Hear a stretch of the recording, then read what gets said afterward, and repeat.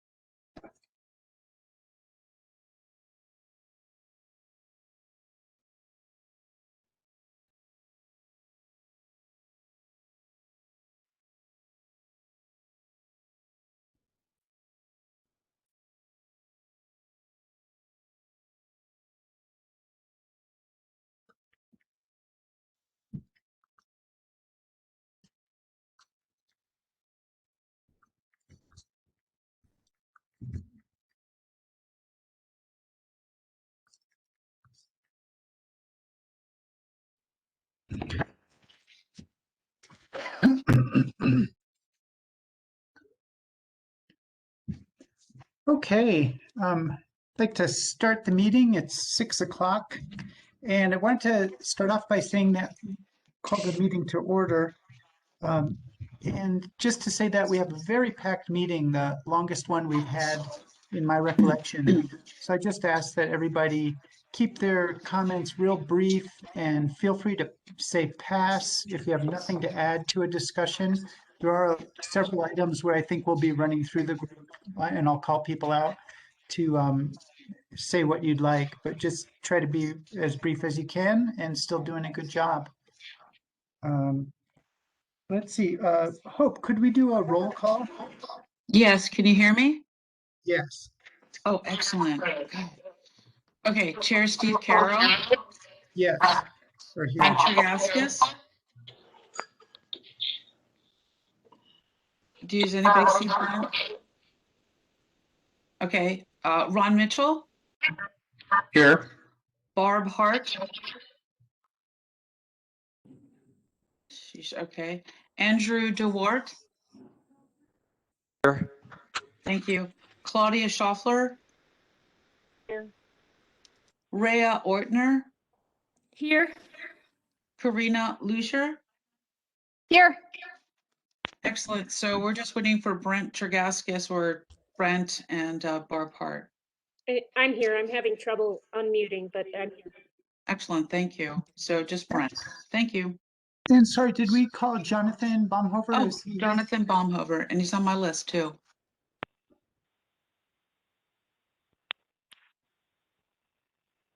Okay. Well, great. We have a quorum. I wanted to give a chance for any public comment on non-agenda items, and we'd have 3 minutes if anybody would like to make any comment.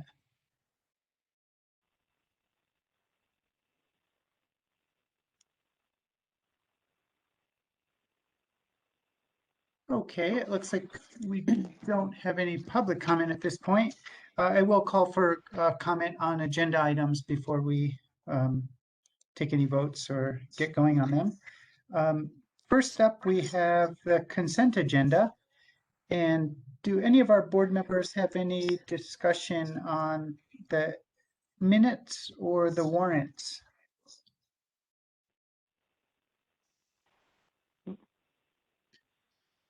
Okay, hearing nothing as far as comments.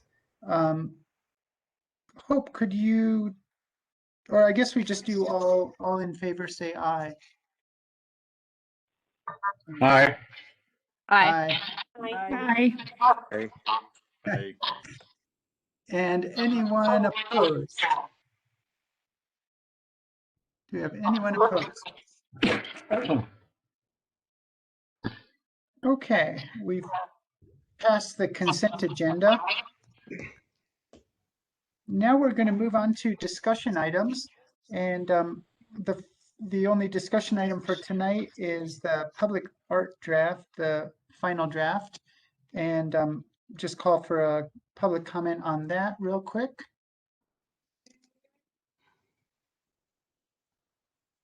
Okay, hearing nothing and seeing nobody raising their hands, let's move forward with Mandy Vink with the public art final draft. Oh, and I wanted to say too, I think there was a little discussion before the meeting that this possibly should be an action item to pass this final draft as an approved draft. And if that's the case, then we'll move to change it to an action item at the end and vote on it. Thanks, Okay. Mandy. Go for it. Yeah, definitely. So I have a really quick presentation for you guys again. Ba-ba-bum. Let's see. And y'all are seeing this presentation? Yes. All right, so I'm excited to join you this evening in hopes of a formal adoption. It's a conversation that started last January, and so naturally with the onset of a pandemic, it took some different twists and turns, but wanted to first provide a quick project recap. It was January of last year that we did a community walkabout and started the conversation of the benefit of having a public art plan. And since then, have really built out not only the public art committee, but also a lot of community engagement and feedback. And so the public art committee got established in September. It's a group of about 10 of us that have been, or 10 community members that have really been taking the lead on providing input and feedback from the community and building hype around the plan, but also really realizing the framework for this plan. So a big thank you to all of you who have been helping out, and an extra thank you to Hope for your added perspective and coordination on all of that. So the bottom March is where we are. It's in italics because that's the status of hoping for NDDA approval and then go on to the Board of Trustees next week.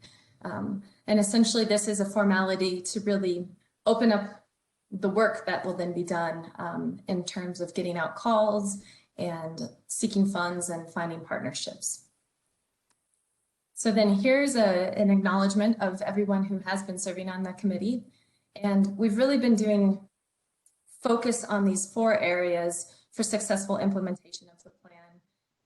Community engagement, of course, not only in getting feedback and input, but also how to tell the story and how to, where to share information, how to get participation. And then budgets, grants, and fundraising to ensure successful support, creative placemaking and planning, and that is to provide that kind of mapping understanding as opposed to just doing one-off projects, and then of course seeing projects through to implementation. So with the framework, the community's responses to the public art survey, kind of marrying those 2 components together, that is how the mission and goals were realized. Of course, there's this shouldn't be a surprise as you that that there's a desire to acknowledge not only Netherlands' unique environment, but also history, community was a really, really big anchor piece, and really to figure out how to identify or how to tell the story that there are many mountain towns, but Netherlands is truly unique. I think it's interesting that to be characterized as so many individuals in the community characterize themselves as both independent and like independent entrepreneurs with a gritty angle, but also so committed to the community. And so that kind of double perspective just feeds into so many of the opportunities throughout and that kind of narrative that's going to happen. It was adamantly clear these perspectives are desired to be communicated through public art opportunities. And then there were 4 goals that stood out. I want to acknowledge that having you, the Downtown Development Authority, initiate this plan really resulted in some exciting goals which might not have been included if this plan were initiated by town. For example, goals 3 and 4.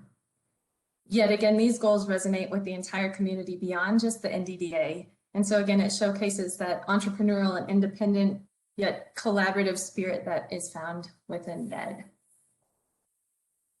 as well as the undeniable talent that we keep seeing through feedback and through participation. So each of these goals is intended to be equally broad, but also focused. And although I didn't include it on this slide, there are strategies that support each goal as well. So for example, under goal 3, the strategies are to inspire the creative spirit of all community members, to support local businesses and creatives through cultural tourism and economic investments, and also to invest in the professional growth of local creatives, to name just a few. And finally, the last note I want to make on this slide is the relationship of this plan to the mission and goals of the NDDA, especially as the kind of commissioning agency and entity who really put forth this idea. So making sure that relationship is known. And then it is a 5-year trajectory. So the oversight from NDDA is anticipated to be in place for the first 5 years to really kind of get the momentum, get the traction, try things out. But ultimately it's written in such a way that it can be transferred over to town to kind of grow. That way more funding opportunities might be available as well as the boundaries themselves. So this chart briefly captures what's possible now in our center column, and then what's hoped to be possible at full build out on the final column on the right. And it's identified not only in the overall program implementation, but also those 4 focus areas. And on the sidebar, it acknowledges that this is a lot of work. And so down the line, it would be important to appoint someone to steward these opportunities. That's encouraged. And right now, the Public Art Committee has really been doing a lot of the work. And so it's fantastic just to see the momentum and excitement coming up from that group. And then finally, before I get to this discussion slide, I mentioned it earlier that a formal adoption is really to help serve as that endorsement to move ahead with other opportunities. And so the Public Art Committee does have a draft for a mural call as the first opportunity, and then they're looking into drafting up additional opportunities after that for sculptural experiences or temporary projects. And so it's really just kind of opening the door to how these are going to roll out, because it is that momentum that will keep things going. And so I know Ron in particular, some folks from the committee have reached out to you in terms of possible locations. And so right now that's where they're exploring. But we're hoping to bring that draft for your consideration upon adoption of the plan. And then finally, as mentioned in the notes, the version that you have contains all of the content. However, the final version is with a designer. So that section 2, that really kind of exciting, here's the framework, here's the momentum, here's how we're going to go. That will be designed in such a way that's kind of exploded out and quick and tangible, and then it still includes all of the other nitty-gritty details for successful implementation. So that's where we are.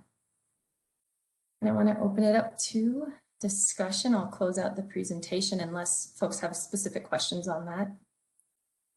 Great. Thank you, Mandy, for that overview.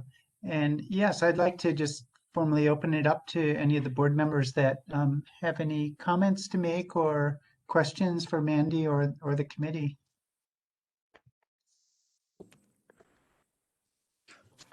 I don't. What I will just share with everyone, it's my daughter's birthday, so we're gonna do a birthday cake. But I love the art that's on it that I believe Shay did on Stacy's building, and would love to, see the public art project get going and see canvases moving and changing throughout town, and installations that engage local artists and bring the community. So with that, I'm just going to step away for 10 minutes. Thank you, guys.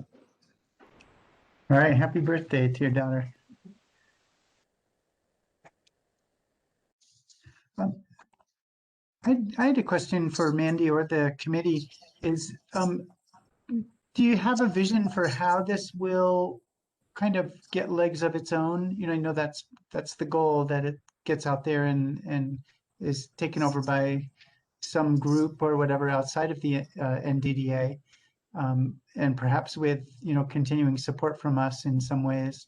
But I'm wondering just if there is any kind of broad overview of how that might happen. Yeah, that's a great question, Steve. So the plan kind of acknowledges it as the stair-stepped approach so that every opportunity will be able to kind of grow into the next opportunity. And so within that, there's the desire for town to formally adopt, but it also identifies a couple of different fund opportunities. So whether there be larger grants through the state, the Colorado Creative Industries, or if they're eventually with the adoption of a capital improvement program for NED, because I know that's being discussed, that could then open up to a percent for art mechanism, which is what most communities use to actually give the legs of their own. So there's a couple of different options explored throughout the plan, and it really just depends on what becomes the right fit. And so starting with some smaller projects and then going from there. Oh, thanks. That helps. So if there are any other comments, we'd like to do that. And if the board is just really happy with what what we've seen and where we are, then I think the objective for tonight was for us to formally adopt this. And Rhea, is that correct? Yes, I mean, first of all, I want to just thank Mandy for all of her hard work. This is a very detailed and comprehensive document. I realize it may not look the best right now, but it is in the hands of the final designer. I think it is important that the DDA approve this plan, the content of it, before it goes to the BOT meeting. So I would like to move this to an action item for us to vote on it, but it may be prudent to see if anyone in the public has any comments before we actually move it, since it is on the discussion item, or do we want to wait on that? Rhea, what I suggest, this is Karen. What I suggest is that you make a motion, second it, move it into public, and then as soon as it gets to be an action, move it to action. Then as soon as it's an action item, definitely open it up for public comment. Okay. After you guys have had your conversation, normally everyone on the board gets to talk first, and then you open it up to public comment when it's an action item. So that's just my Sure. suggestion. Okay, that's great. So does anybody else on the board have any comments on this plan or the content of it? Looks great. Let's move forward. Okay, I'd like to make a motion to move this discussion item of adopting the public art plan to an action item. Do I have a second? Yes, I second that motion. Okay, Third, then support. I'm in support. I have to step away, but I was eavesdropping. I gotta go. Now, do we have to vote on that, or do we? A roll call vote, but it does sound like Andrew already said yes, but you would want to take a roll call vote. And there was someone that in the chat said something about like to make a public comment. If you So you'll do that, Brent, once you officially move it over to action, then you'll open it for public comment. care. Okay, good. I'll take a roll call. Steve Caro, Yes. Brent Tragaskis, Yes. Ron Mitchell, Yes. Barb Hart, Yes, Andrew DeWart, Yes. sorry, Claudia Schaffler. Claudia, I'll wait. Oh, great. Rhea Ortner, yes, Jonathan Baumhover, Yes. excellent. Karina Lucier, Yes. great, thank you. And I think you're all going to love the committee. They're so excited, and just watching their emails back and forth, it's I really hope it just continues. So congratulations. Thank you, Mandy. Yes, great.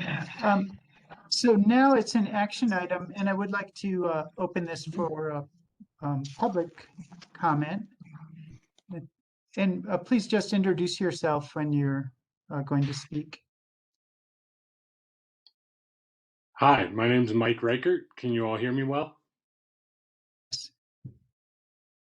Great. I just wanted to say, as the Director of Operations at Wild Bear Nature Center, we are very excited about this. We have expanded into an extra space in the shopping center, and it's going to be launched into an eco arts lounge. in the next month. So we would love to be looped into this project in any way, shape, and form. So kudos. I'm really excited about this, and I know everyone at Wild Bear is as well. Thank you. Great. Thanks, Michael. Do we have any other public comment?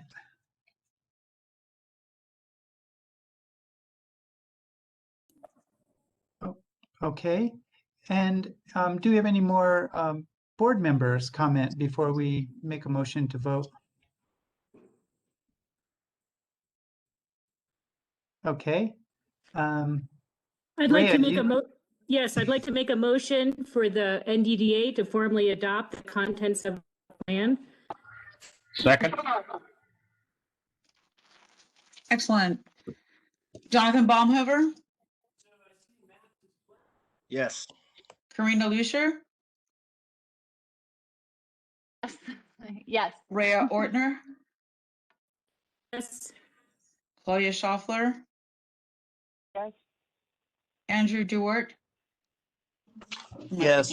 Excellent. Barb Hart, Yes, Ron Mitchell, Yes. Brent Tregaskis, Yes. Steve Caro. yes.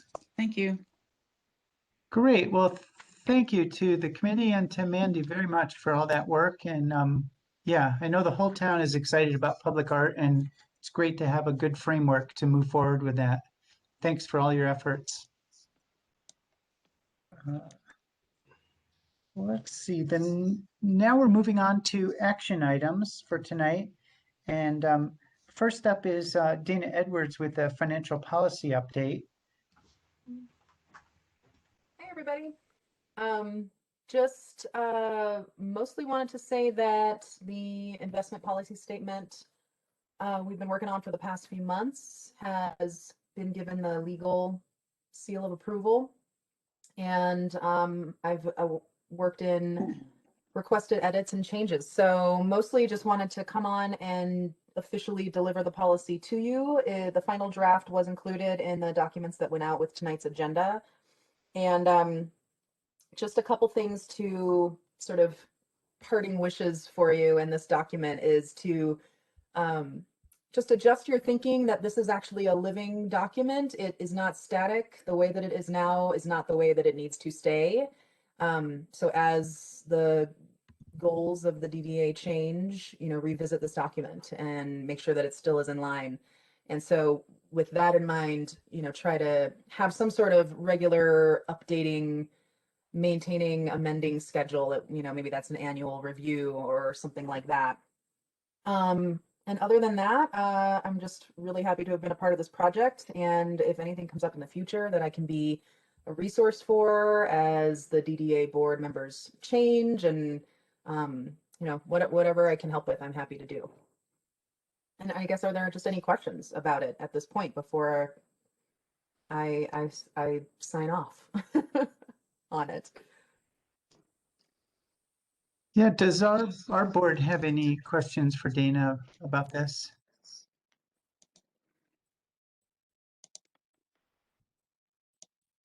Dana, I'd like to just say that I think you did a great job and you're very thorough and inclusive along the way. And I know we all had a good chance to have input and ask questions along the way. And I think that's a big reason there aren't any questions right now. But thanks for all that you've done to give us a good document. And I like the idea that it's a living document that can and should change as other things change. Yeah, it's been a pleasure working with you. And please, if I can help out in the future with this or any changes or updates or questions, feel free to reach out. Great, thank you. I'm sure we will. Yeah, And you're welcome. great. And I also, before we would vote on this, adopting this or approving it, I would like to just ask if there's any public comment on this matter.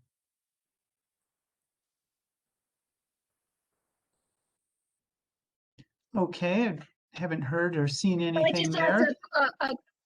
This is Karen. Can I just ask a quick question, Steve? Yes, So go ahead. you're good. Okay, thank you. So you're going to take a vote tonight to approve to make a recommendation then to the Board of Trustees. Is that correct? Yes, I suppose that's the way it goes. And then I was just once you talk about that, just let us know, which Board of Trustees meeting you're hoping to bring it to. That's all. Thanks. Okay, great. I would assume that if we vote positively tonight, we would just ask to be on the first available BOT meeting. But Hope may have a different view on that. Thanks, Karen, for that Okay, because input. we are meeting Tuesday night, which is, I guess, why I'm asking the question, because if you guys do pass it and Hope feels she can get an aim and everything together to us, we might be able to add it. Well, that sounds wonderful. Thank you for that opportunity. Did you want to present it or someone want to present it? I can attend the meeting as well, but Yes, I don't know. I'd have to look at my schedule and all that to know whether I could present it at that meeting. But I think we could go ahead and vote on the recommendation. To approve to recommend it to the BOT, and then we'd be able to set a date after that. Sounds good. Thank you. Sure. Let's see. Could somebody make a motion for this one? I move that we adopt the investment policy statement as presented tonight. I second that motion. great. Jonathan Baumhover, Yes. Karina Luscher, Yes. Rhea Ortner, Yes. Claudia Schaffler, Yes. Andrew DeWart, Yes.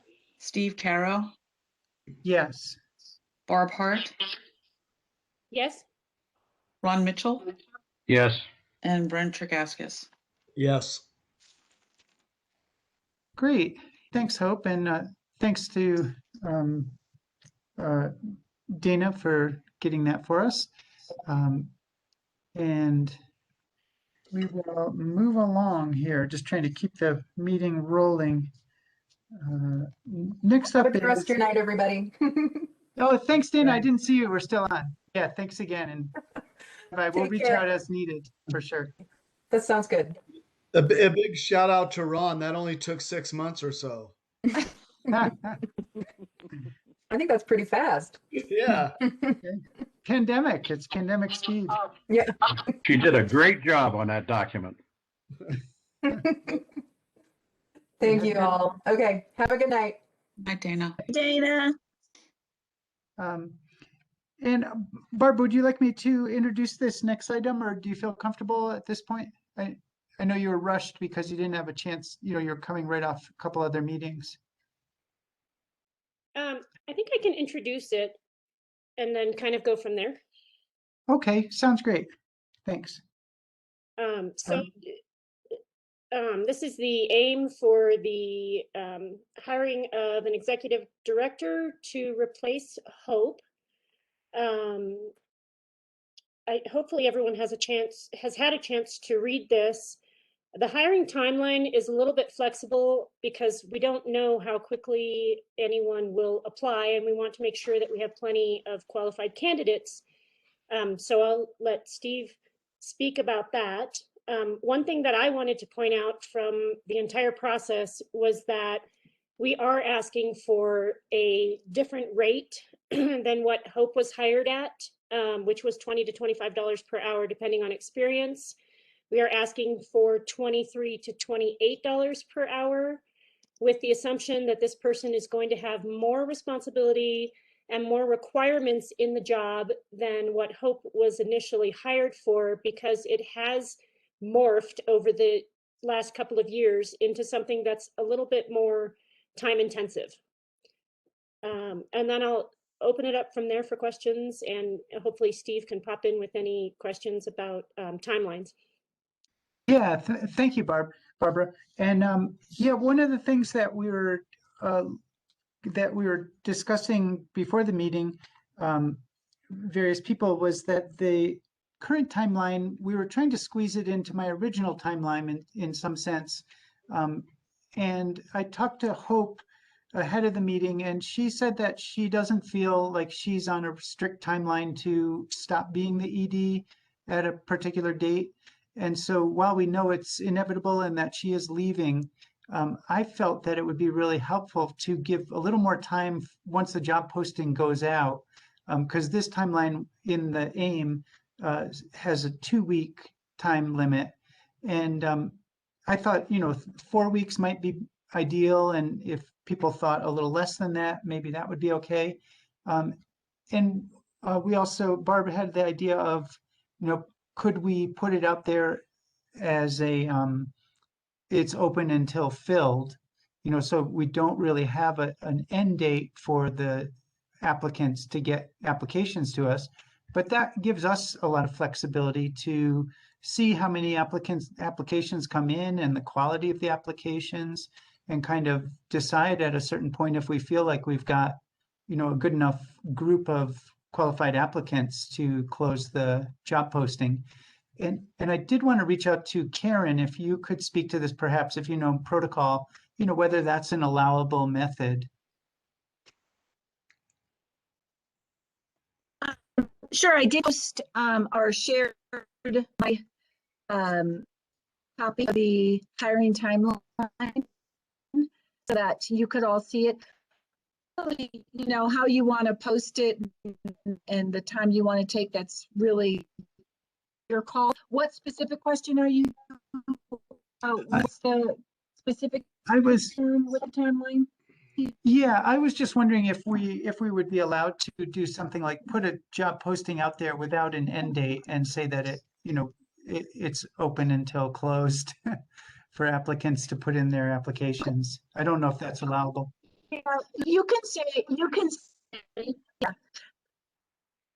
You can say position open until it's filled.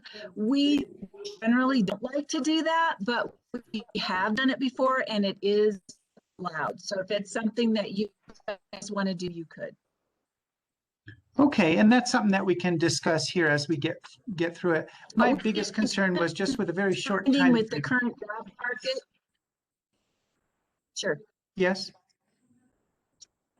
Yeah, go ahead, Karen. Yeah, that's your call to make. We find with current job market, we tend to get a lot of applications in pretty quick.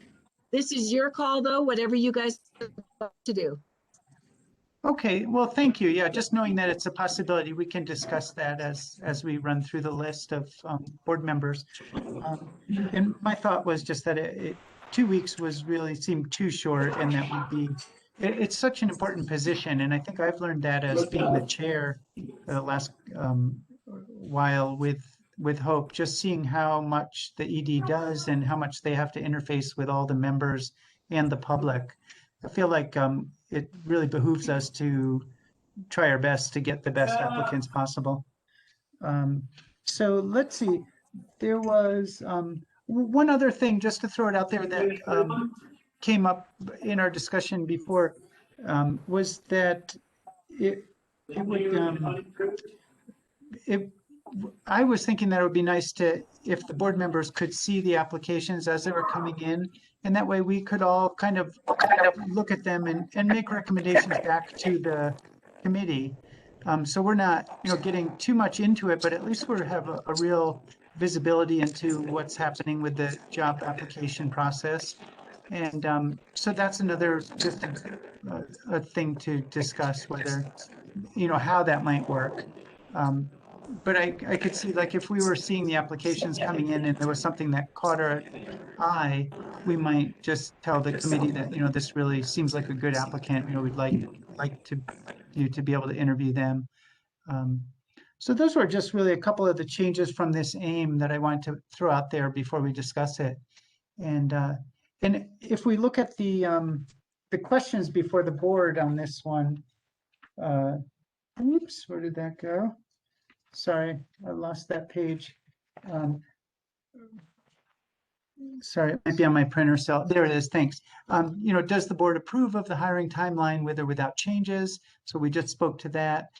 Does the board approve of the job description with or without changes? And does the board approve the pay rate increase?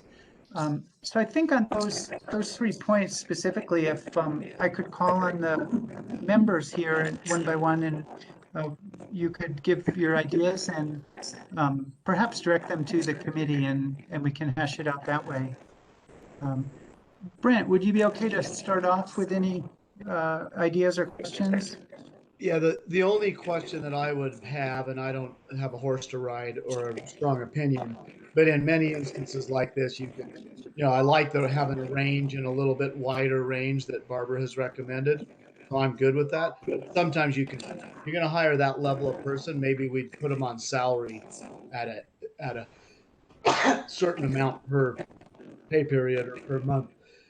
It's just a thought. And I don't know if that makes sense. I'd be curious what you guys think or what Hope thinks about that. So you're not tracking hours as much as we have or having to turn it in, but sometimes you just kind of agree that it's worth X amount a month or a year or whatever. And it's in that range and you do it. And I'd be curious what Hope would say to that.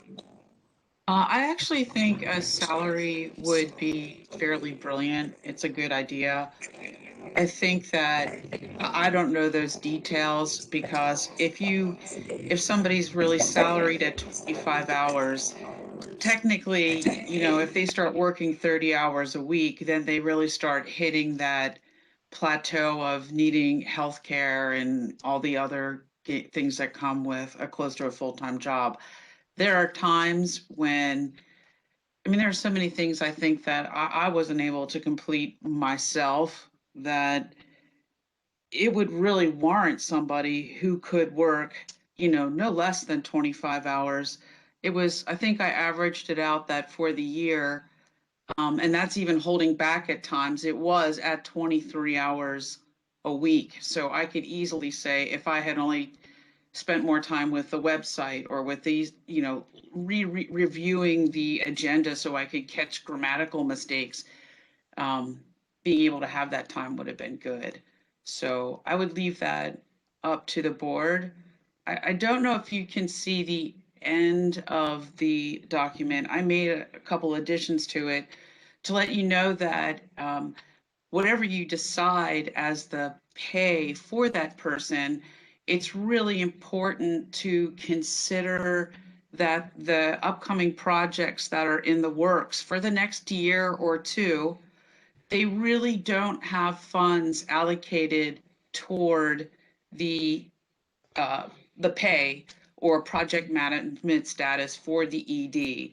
So they're not going to be gaining much money from there. Like, for example, the first year that I was ED, I actually only earned like $1,000 or so for, $1,300 for beautification. Or no, that was a person in 2018. Yes, I'm sorry, I'm getting my years confused, but they had only earned like, $1,300 out of beautification, and that was it. So their salary would have been somewhere around maybe 19,000 that year.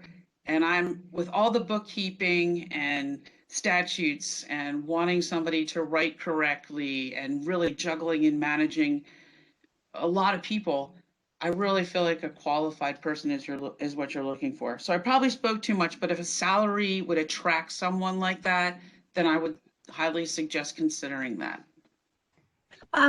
This is Karen. I just wanted to talk HR rules here for you guys, just so you understand what you're talking about. Because this position is paid from two different pots. So you've got your operating pot and you have your TIF pot.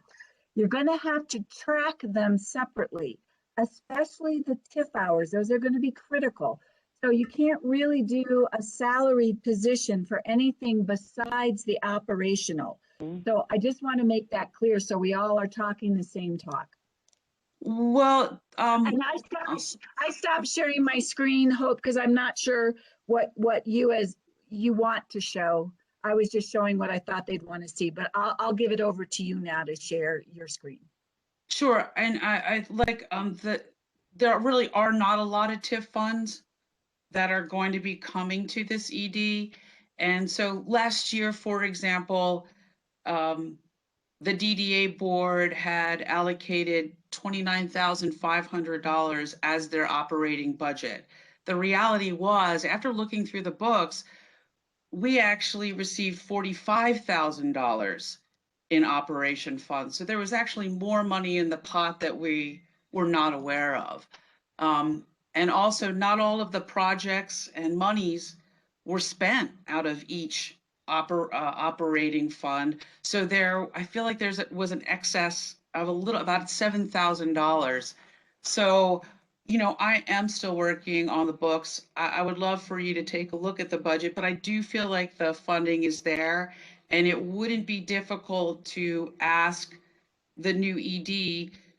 I think it's important to keep an activity and timesheet to begin with. I think you're accountable for what you're doing, and asking them to project manage out of that TIF fund, that might be good, because then you can actually see on both ends where that money is coming from and how much they're actually making as a project manager. But yeah, there is no project coming up that has Some that of in the it. big projects that could be happening, like the parking and so forth, those will be projects that you do use a lot of, hopefully for that person, their salaries augmented with that. The other thing I want to say is just be sure that whatever you budget for this year, you might have a little bit of a bigger pot this year because Hopes hasn't worked as many hours as were budgeted. Just be sure that you'll be able to carry that over into next year's budget too. And I'm certainly willing to help, and I know Rita is too, to help the hiring committee or whoever figure out you can do that in a way that makes sense. That's great. I know that if somebody works at the highest amount, $28, it comes to $36,400 for them the year. And then ultimately, it would be great if the person could be hired as a project manager and take from TIF funds enough to make it a $40,000 a year job, which is livable and would attract somebody. Maybe they're a retired teacher or a retired accountant might be interested in it. So, and thanks for that help offered, Karen. Rita and you are a delight to work with. Yeah. And I'll just back, we can go around the board. I just threw that out because in many instances, there's times that someone would work more than 25 hours and there's sometimes that they would work less, but it just simplifies the whole thing. And in my instance, I have more salaried people than at that kind of level than hourly, but I don't have a horse to ride. You asked me my opinion. That's all. Threw it out there for the first one. Thank you, Brent. And yeah, my concern on that is just, how it would be figured out between operational pay and TIF pay. If the salary was maybe from operations only, and then the project management was billed separately for the TIF projects. But I think that's something that the Karen and town and the hiring committee could hash out if we feel like it's a good idea. To move along here, Claudia, maybe could you tell us if you have any ideas or thoughts on this? On the three questions especially. Okay. First of all, when we're hiring and it's a range, my experience as a manager is you don't usually hire at the top of the range. The range is there to give somebody a goal to, okay, this is where I can top out. So I personally don't suggest we hire at the top of the range. I think the range is a little high. From what I found on the last job description, it was like 17 to something. But if the board agrees with it, I would just, again, encourage not to hire at the top of the range because then people don't have anywhere to go. There's no incentive there. So just keep that in mind when we're talking about it. The next thing is that I'm hoping that we're planning on using HR from town to make sure that we're in total compliance with everything. I know, again, as having hired many, many people, there's certain criteria you have to meet, and if you get audited, you have to show basically the questions. In other words, you just have to prepare yourself to make sure that you're not facing any discrimination. So I'm hoping that the plan is to use town as far as the interviewing and the hiring process to make sure that we meet all the guidelines. The other thing I wanted to say was maybe we could put, instead of leaving it open until full, say a compromise of we'll take applications for 3 weeks or until filled. I think leaving it open just leaves the potential. I don't mind leaving it open as long as there's a deadline in there, but if we don't have adequate candidates, then we could extend it if we put that in there. And I'd be curious to know what Karen thinks about that. So who is, again, with HR purposes, who's taking the applications, and is that going to be HR at town, and are they going to send them out to everybody? I don't know if you guys have thought about that, but I'd be curious to know where the applications initially go. And again, to make sure we're following all the HR guidelines. Let's see. So, and who's on the hiring committee? Barb and Karina and Karen? That's how we did it on the last 2 hires. It was me and Mandy and Karen. And I was there with you. It was me. Pardon me? And you and It's me and Mandy you. for Josiah, and then Steve, Claudia, and me for. Right. Okay. So, yeah, so it does involve 2 board members and Karen? Yes. Okay. Just one minor suggestion on the job requirements. In order to make sure that it's as open as possible, a suggested change in wording is the ED applicants are expected to have a bachelor's degree, understand the issues, all those, instead of must have. I just think that's a little more friendly, because we may have somebody that is even close to a bachelor's degree that we might want to consider. It doesn't really change much, but I just thought that was friendlier wording. And let's see, what else? I guess we can talk about, that answers, I think, the 3 questions that we had, but I had some other things on follow-up and training, but we don't have to discuss that now. But yeah, Claudia, I think that's really important stuff, but I do agree with you. If you could work with the hiring committee, give them those ideas directly offline, just so we save the meeting time. We're not approving this tonight? That's my concern. Are we approving this tonight? Oh, okay. Got it. Yeah. Sorry, I did forget that. Yeah, why don't you go for it then? And okay. Let us know. The HR part of it is my biggest concern. The wording, I think, is just more friendly, but that's not critical. Are we deciding on the training schedule with this tonight?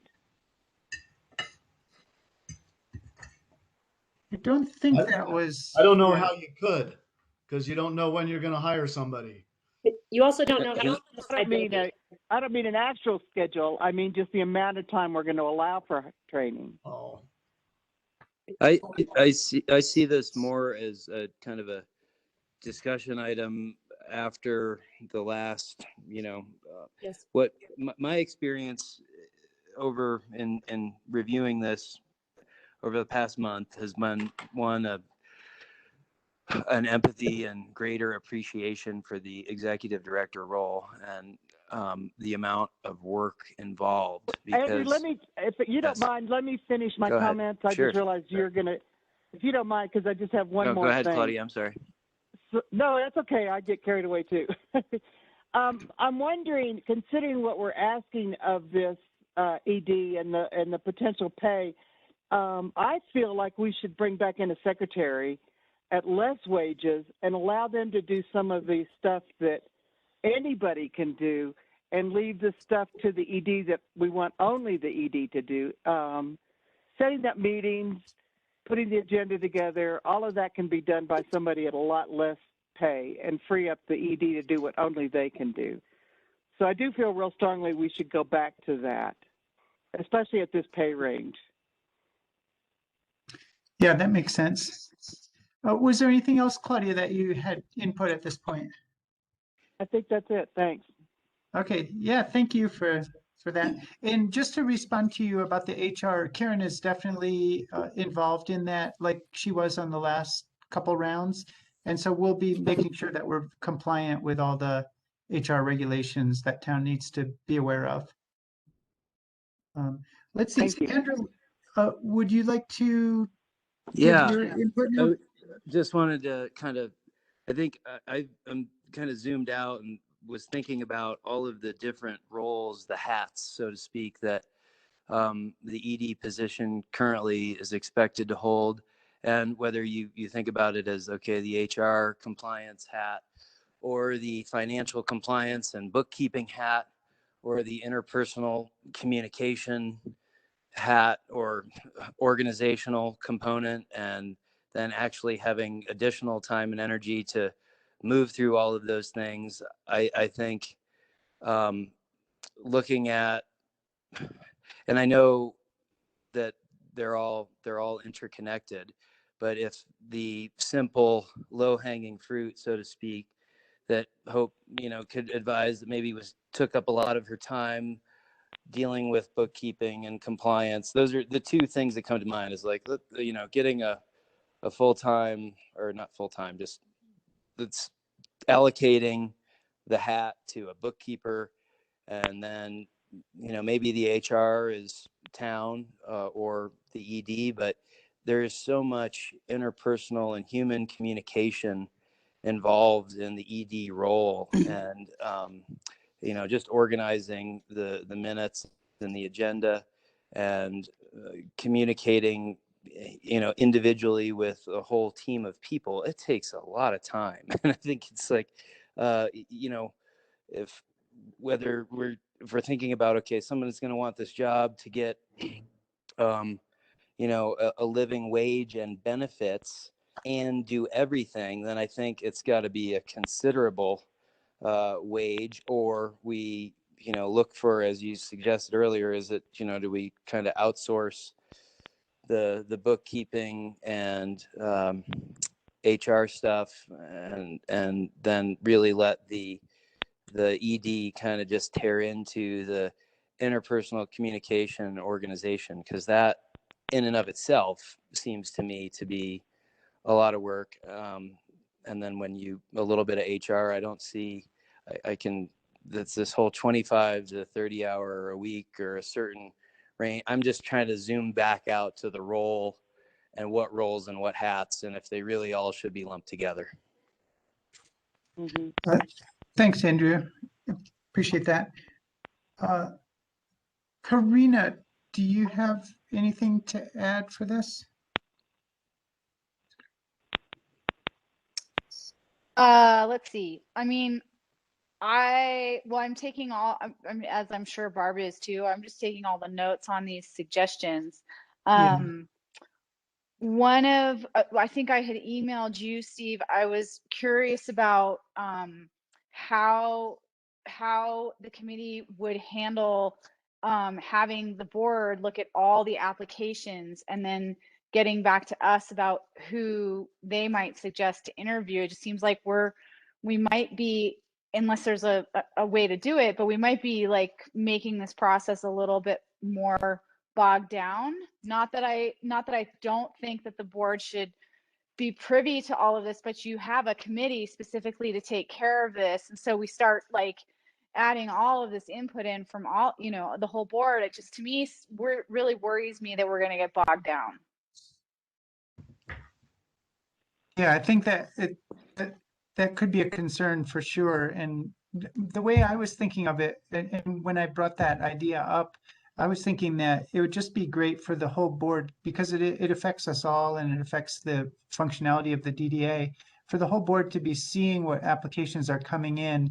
And I mean, I don't expect we're going to get a ton of applications, but who knows?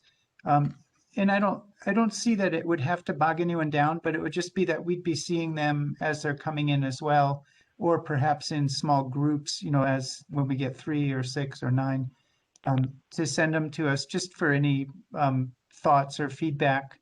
And I don't think that we should set it up so it's not like we're not the ones making decisions or anything, but just sort of a recommendation like, hey, this person looks really great because of this, or I feel like this quality in this application is really important to consider. So I don't know, yeah, how the committee feels about that, but I could see it happening without really bogging anything down. I think that it would be okay for Karina and I and Steve to say, oh, we got 5 applicants, and just summarize the information and send it to the board and say, if you want more information, we're happy to share it with you. Because if we suddenly, like Karen said, they're getting a lot of applicants per job. If we got 20 applications, I think that's a lot for everybody to go through top to bottom if these are, 3, 5, 10 pages. So I do think it's the responsibility of the committee to forward the information that is relevant and not necessarily to forward information that is just not a good fit. And I think that's something that we could do as the committee to say, we got 10 applications, excuse me, we got 10 applications this week, and these 4 are exceptionally well qualified, and the other 6 do not have the qualifications we're looking for, or something to that effect, so that everybody does not have to read every application. That's my personal feeling on it. Yeah, thanks, I Barb. personally would like to see all the applications, and then I'll go through them as much as I have time for. But I don't necessarily need to comment on all of them, but I'd like to see all of the applications. And Barb, that's kind of my feeling too. And that I think that a lot of the board members won't, they don't need to comment back, and the committee isn't requiring it or relying on it, but it's just sort of an opportunity if a few of us are especially interested in seeing them, then we may read them and or not read them. But I think it wouldn't be like you guys would have to wait till you got comments back from us to, talk amongst yourselves or take it to the next step. So Yeah, that's that my was thought. Steve, that was my concern, was just like, it's not, I think that it would be great for everybody to get the applications. I think that makes a lot of sense. I just think we should have a system put in place on like what happens with that, like where do those comments go, and how then, what is expected of the committee with all of that. I mean, that's fine, but just having it maybe mapped out a little bit so that we Sure. don't get overwhelmed. Yeah, and I think a key This is part of that. Karen. Go ahead, Can I Karen. just wait a minute here? First of all, I really feel like a step like that really has to be done cautiously. And I would like to consult with our legal folks at Employers Council, because you do not share. Normally you have a hiring committee, because what applicants are sharing in their application is their personal contact information and other information that you control. You want to protect that. They have a right to certain privacy. That's why you have hiring committees. And so I would like to just check with legal at Employers Council to ask about this, because this is not a normal operating procedure for a hiring process. So I'm not saying you can't do it, but I would want to check into it and make sure that what we're sharing to a wider audience is still protecting people's privacy. Thank you, Karen. That's a very important point. I agree. And I think that it could just be, that you make a copy of the application and black out any personal information. And we don't even need to know somebody's name, really. We're just looking more at, what the experience is and the qualifications. And then to speak to Karina, to your point is, I think if we say that, the hiring committee doesn't need to wait for the feedback, maybe it's like a couple days or 3 days when you send something out, but it's just an opportunity for those who are interested to give a little feedback to the committee on that group of applications. But Karen, I think that's super smart that we would need to block out any, personal information. And that's not relevant to us anyway. We're more interested in the qualifications of the people and experience.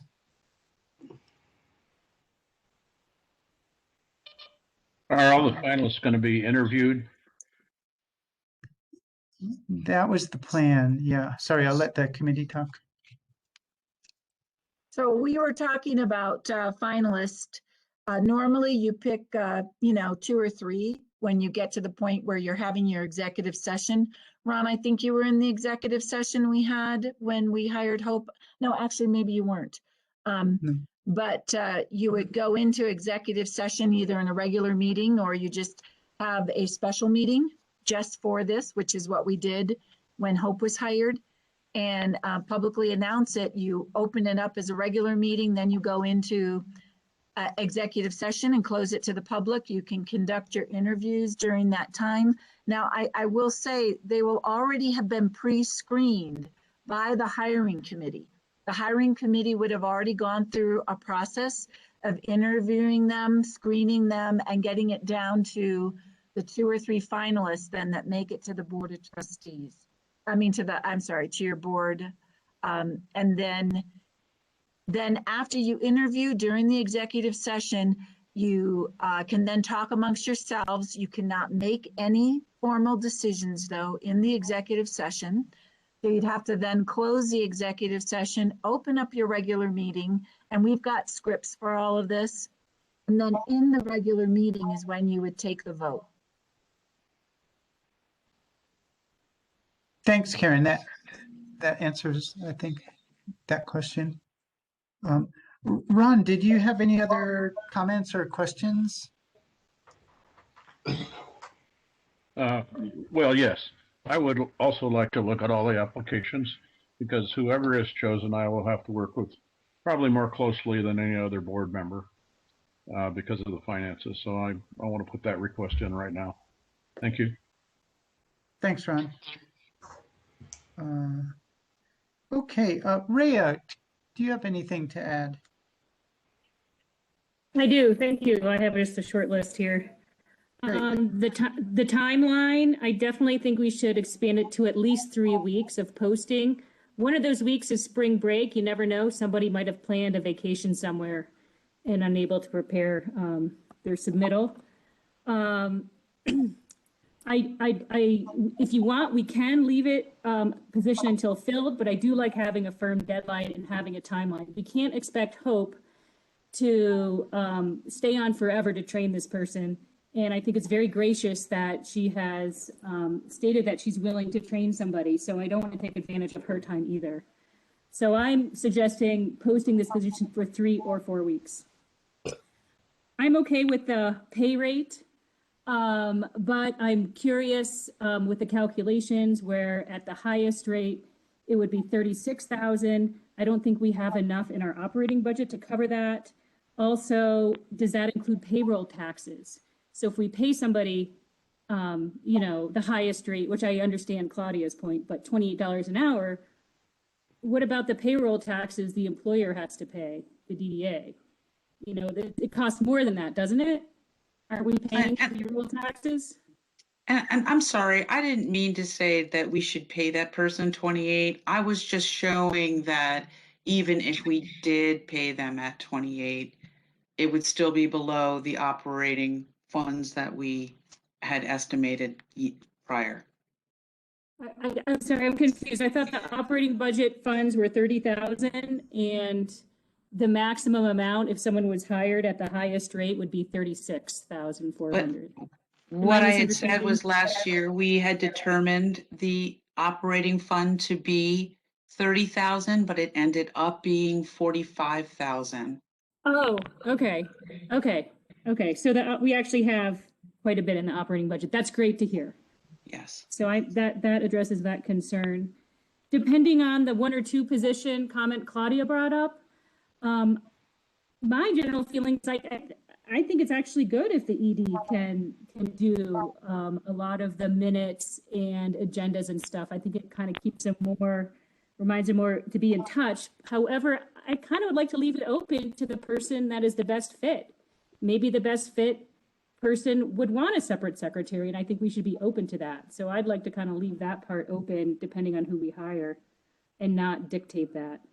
And then in terms of looking at applications, personally, I'm not on the committee, but any applications I receive, I'm fine if somebody else wants to go through them first, but I just want to see them all at once. I feel like if I get them piecemeal, I think it's gonna be biased. I'm gonna have some inherent bias. I'm like, oh, here, this person got it in really quick.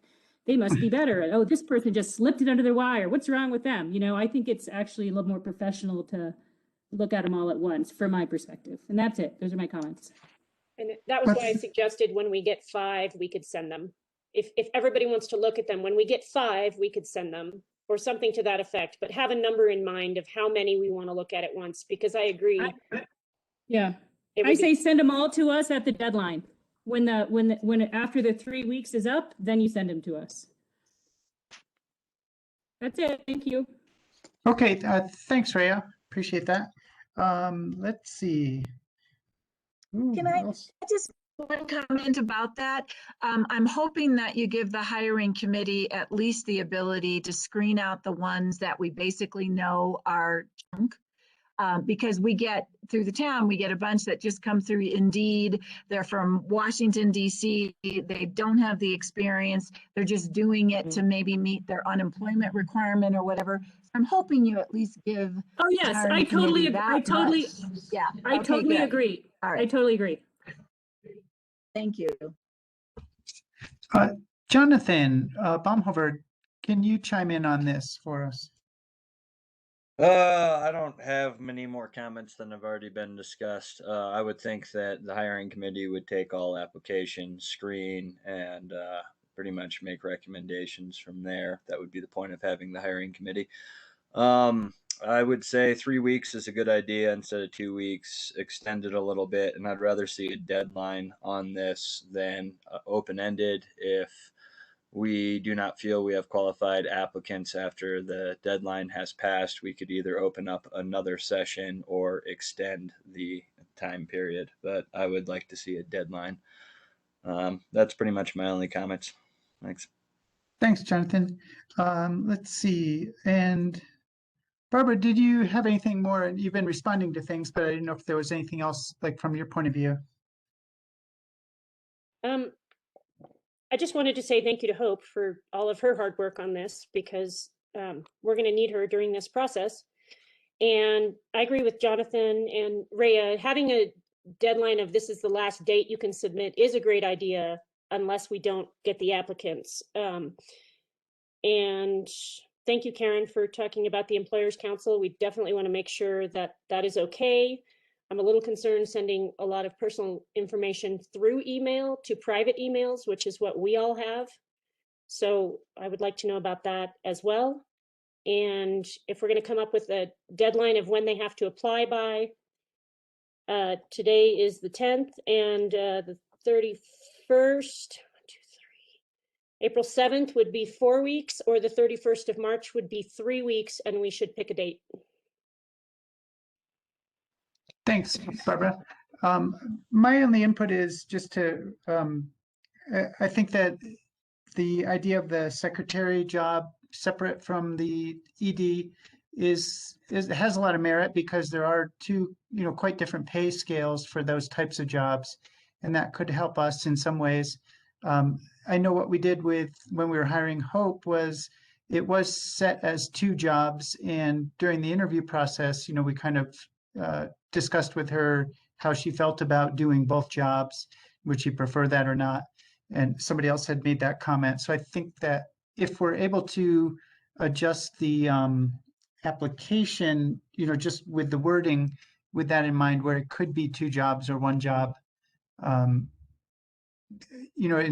I don't know how to go about that, but you might have to change some of the wording if we do want to have that flexibility down the road after the applications are in. But I could see it going either way on that. Also, I think with the deadline, yeah, I think if we wanted to do 3 weeks but I was just wondering what the mechanism would be, or what the determination is that would say, hey, we need to extend this. And that should be, ahead of time. So it's not just at the end of the time, we decide that we want more applicants, or we don't see enough that we are all thrilled about.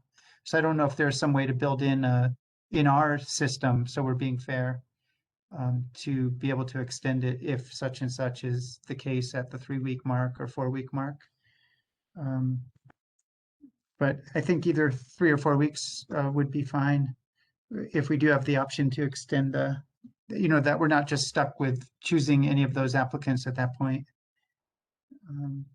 That was most of them. I think all the ideas about, adhering to the HR rules and keeping personal data out of anyone's view is real important. And that's something fairly straightforward and simple that could be worked out outside the meeting, but is a very important concern. So yeah, with that, I didn't mark up the job description enough to be able to see if there is some way to adjust that, or if, because the goal was to get this job posting out there in the next couple days. So I'm at a bit of a loss for how to do that tonight. I don't have a copy of the most recent or current one. That's something Barb and Hope and I guess Karina finalized. So if you guys can pull out what your final version of it, and then maybe adjust it according to what you've talked about today. And Hope, you were saying you were going to post it at some places. So maybe the town I'm just not sure where you want the town to fit in at this point. If you want Hope and Barb and Karina to take the lead and post something and then let us know, and then we'll also post, and then who's going to be accepting the applications and that sort of thing? Or do you want the hiring committee to meet again and decide all this? Or I guess I'm a little confused. Well, personally, I feel comfortable with that, with the, the few ideas that we threw out there for the hiring committee to adjust the job description and the job posting. I think to allow flexibility for it to be a secretary, that we would decide that we'd rather hire a secretary or at a later point. And I think that timing is something that we could agree on tonight with a motion. And I think that as far as the HR and that type of thing goes, Karen, that whatever the proper protocol is as far as where applications should be sent, that's sort of a procedural thing that I think the committee, you being on the committee as well, could hash out. And I, for one, on the board, feel comfortable with, whatever you guys decide to keep that on the up and up. Any other board members have any input on that, like how we could move this forward with the recommendations for the committee to do a few things before they post the job? Yeah, I'll just jump in. And the main purpose of having a hiring committee is to answer all that. They've kind of listened to all of our board, the whole board has chimed in and given more direction than we probably need to. And the hiring committee is there for that purpose, and let them take the lead with the input they heard tonight. I don't even know what you need to formalize, because it's way too early in my mind to decide if you want to hire a secretary or how many hours they work or any of that other stuff. Let's try to find the right person, and that's the first priority. And we should be able to move on and delegate it to the hiring committee. And I think we've chimed in enough and move on. And I'm not sure that you even need to vote on anything, to my knowledge. I'm not sure that you do. Maybe Karen can clear that up, but not, let's just move on. Probably the one thing that you might want to vote on is the hiring range, because it involves money. But the other details, they're not policy driven. It's not driven as far as like what day, we have direction. We know you want to have it out there at least 3 weeks. We can figure that stuff out. But I think you might want to approve the hiring range since it's suggested to be changed. That sounds good to me. Yeah, that makes sense. I would move to accept the hiring range as presented, and that's the main thing that you probably need to vote on tonight. Doesn't mean we need to hire at the high range, at the high end. It just means that that's a range. Sure. Yeah, would somebody like? I'll make a motion to that effect, that the range to accept the range as submitted by the hiring committee. I second that. And I was just thinking, could we just make a motion that also says, that we accept the hiring range and we, uh, give direction to the hiring committee to post this job as soon as they could with the, the important points that have been brought up by the board.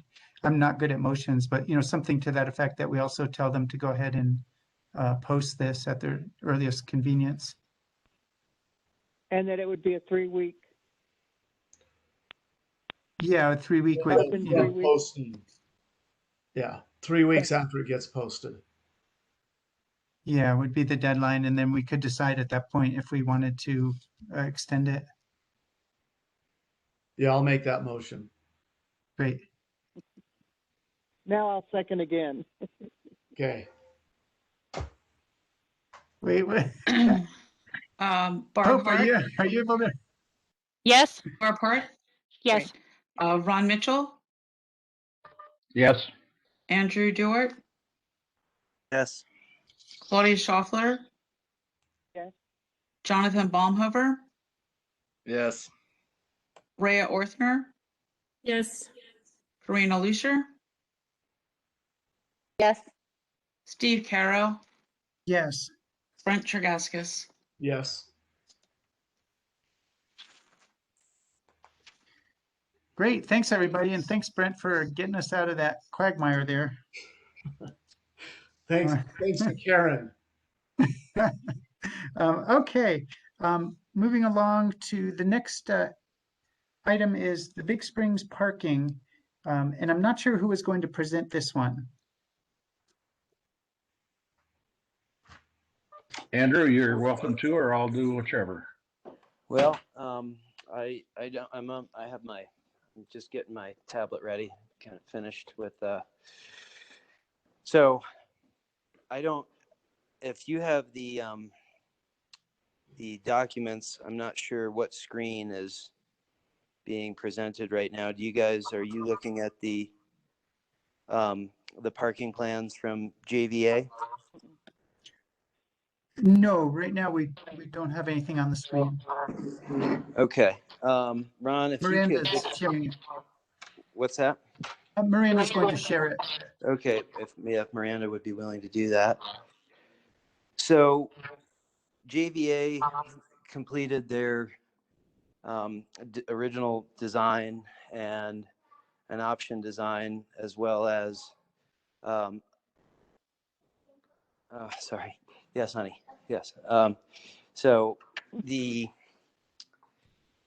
gotten 2 documents, 2 different plans from JVA, and really the second one is an add option, which was outside of the original discussed scope, and it involves. So this first plan you're looking at is kind of the base original option as was discussed, which is a drainage inlet east to the east up past HubNed, and the drain going down and connecting to, basically the improvements in front of the Black Forest. And what happened is when the engineer, Nathan, was drawing this up, he said, well, geez, the flow of traffic, if you're driving west down Big Springs, you're basically kind of heading right for perpendicularly parked cars coming out of the Black Forest area. So he drew up another option, which if you could change, Miranda, thank you so much for helping with the share screen. Andrew, I don't have them all pulled up yet, so sorry. It might take. That's okay. Switch screen. So, and while you're pulling that up, basically this additional option, even combined, is still less than the original funding that we went for. But what I believe the action item that we're bringing to the board tonight is this second amount of above grade site work to provide additional parking in front of HubNed and kind of direct the traffic flow in a more natural way.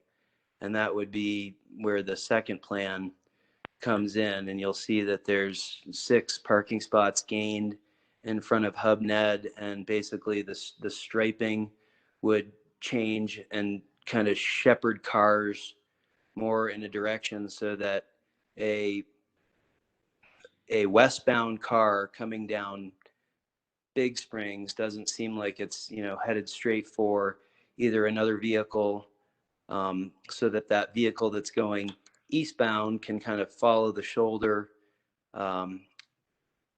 the way that the other plan shows.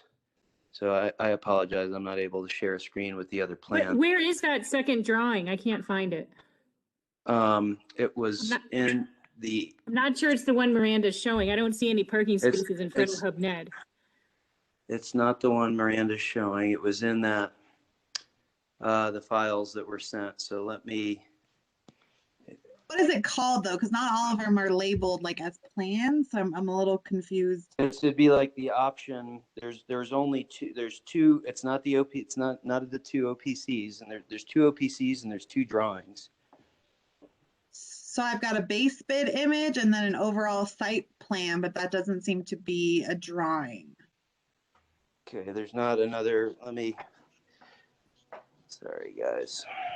Yeah, there's OPC sidewalks and OPC bid alternative. And that bid alternate is not a drawing either. So two of them appear to be bids, and then there's two site plans. Okay. I'm not sure what they're not. I'm going to share screen now. I've got this down, so let me do this if I can.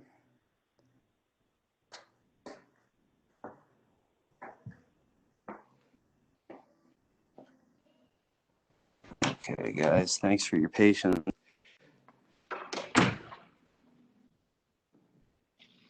So, what I was looking at, now you're probably looking at my iPhone.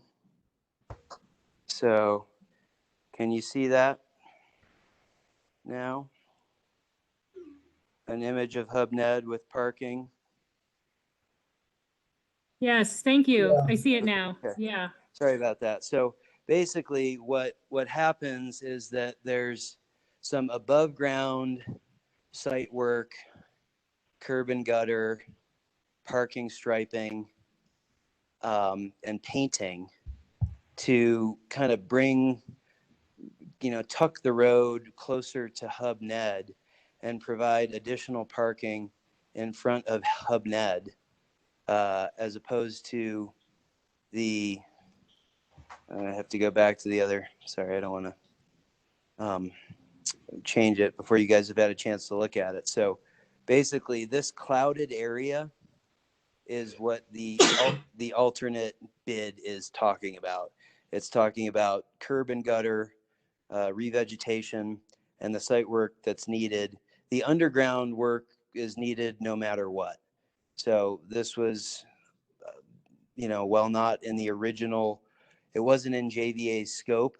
So really, I think the motion we bring before the board would be something to the effect of, does the board approve of the, to keep moving forward with the additional option of above ground site work for 6 additional parking spots in front of HubNet?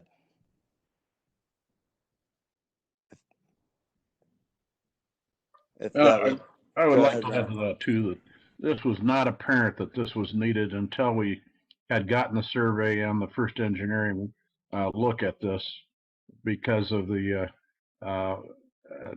just the physical topography. You can't really tell it until you've had the survey and the engineering work done.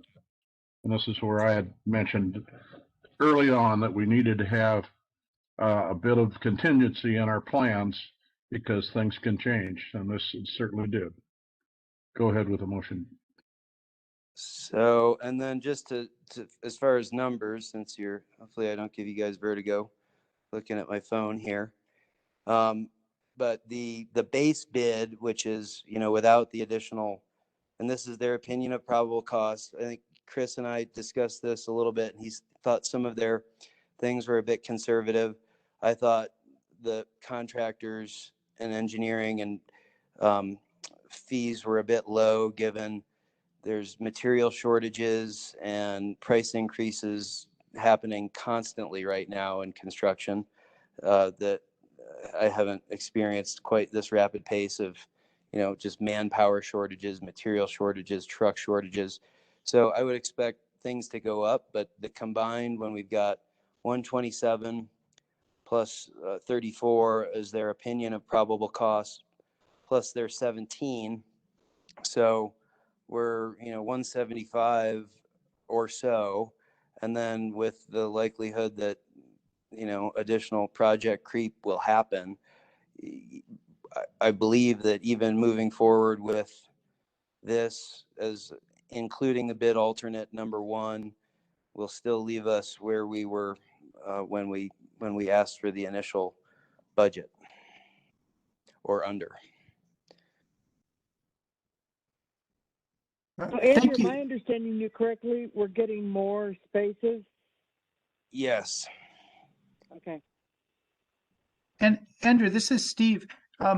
What is the, if we say, wow, we don't want to pay anymore, even though it sounds like it's coming in, similar budget, what would happen here? Is this an essential thing from a traffic standpoint? I'm not quite clear on. No, it's not. It was more of a practical thing, kind of, think of it as, well, we had to replace the pipe and, we realized that the flooring above the pipe we replaced, could be changed. So could we do the project without adjusting the traffic flow and adding the additional spots? Yes, we could. From a safety and practical and value added option, this seemed to be a no-brainer to Ron and Nathan and I. Okay. And it does sound, if you consider, the cost per space, it's pretty good. It's better than the rest of the project. And I think that one of the last thing, and I've said it before, but the traffic flow really does change, quite a bit. It just helps nudge it further, Right. it takes the jog, makes it less of a jog, so to speak. Right. Yep. Okay. Do you guys want to see my screen anymore, or do you think you've seen enough? I can just show you, like, we've got an apron coming up to what will be a common driveway, so a single driveway. We eliminate the manhole with boulders on it in between the two properties and provide a trench drain, and all of the surface runoff coming down from these two properties instead of sheet flowing into the street is hopefully picked up in that trench drain. We've got this inlet which is serviceable, and I think Chris can speak more to the functionality of all this infrastructure than I can. But also, in addition to this, we've got an agreement with not a formal agreement, but an agreement that Tebow is going to move forward. He knows that he needs to put his retaining wall in before the sidewalk work is done, because basically his stairs have to land on a sidewalk, and we have to have the pipe under it. So from a project phasing point, it would be, tear everything up, put the drain in, let Tebow get his wall done, and then the flat work and striping could be done after the retaining wall is put up. So that's how this would be phased. So we've got the van accessible parking and stripe spots. He's got an entrance at the very west end of Big Springs, and then a set of concrete stairs. It's not indicated on this plan, but on Tebow's site plan, he's got a bit of a concrete apron similar to what's in front of Hub Ned. There is a concrete, this gray hashed area that you can kind of see for handicap access. So Tebow is going to have a similar amount. We're not exactly sure, but he knows the concrete threshold of permeable area that he's got to stay with under. I think that's about the gist of it. Looks great to me. Yeah, thanks, Andrew, for that presentation. Yeah. And both you and Ron, from what you said, the Nathan at JVA and you and Ron feel like it is a no-brainer in the project. Yep. And I'll stop sharing the screen. And Nathan had some generic sections. You know, this is just an elevation of a wall, but he really didn't know what it was going to look like, and we don't know specifically what type of detail Tebow is going to use to counterfort the wall. But that's not really in our scope or our issue. It's for him to figure out. But, you know, effectively this is our back end parking sign mounted here, indicated along all of the spots. So that's what that is. And yeah, I'll open it up for questions if anyone. Yeah, if anybody has questions for Andrew or Ron, please go for it. This is Ray. I have a question. I guess the way the AIM was written up, I was a little confused, but just to be clear, the $34,000 additional is for construction costs, not engineering costs, correct? That's correct. My second question is, where's the water going? It's going into a pipe and then where? Chris, can you speak to that? I mean, it's town's waste stormwater Stormwater system? Yeah. There's a stormwater drain system that continues to the north underneath the shopping center, and then ends up in the ditch that's sort of on the right next to Lakeview Drive. Okay. And then this is not my area of expertise, so Andrew, Ron, and whoever, Chris, you think this cost is reasonable? I think it's a bargain. Yeah, I think we'll find that some of the costs end up being more than JVA projected, but even with the contingency, I hope we'll still be on target and not, way out of bounds. I've never ever seen a construction project that came in, oh my God, we saved so much money. So I don't have that expectation, but I think it's realistic. Yeah. Any other questions?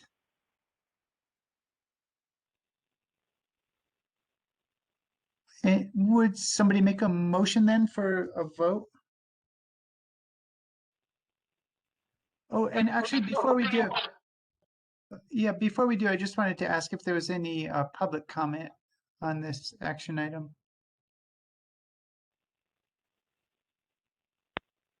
Okay. Yeah, then if somebody could make a motion.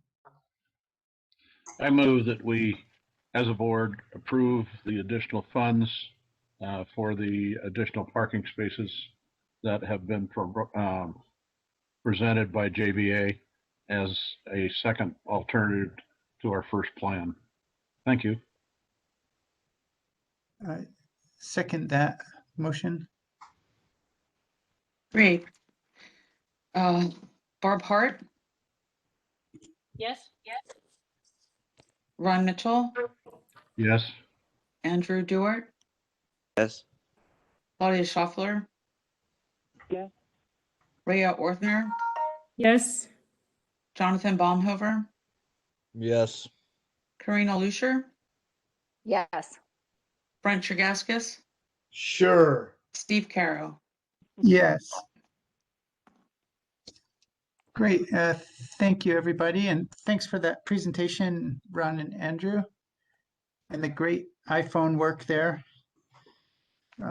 Next up, we have the beautification 2021. I'm not sure who on the committee was going to present this one. Ray, do you want to do it?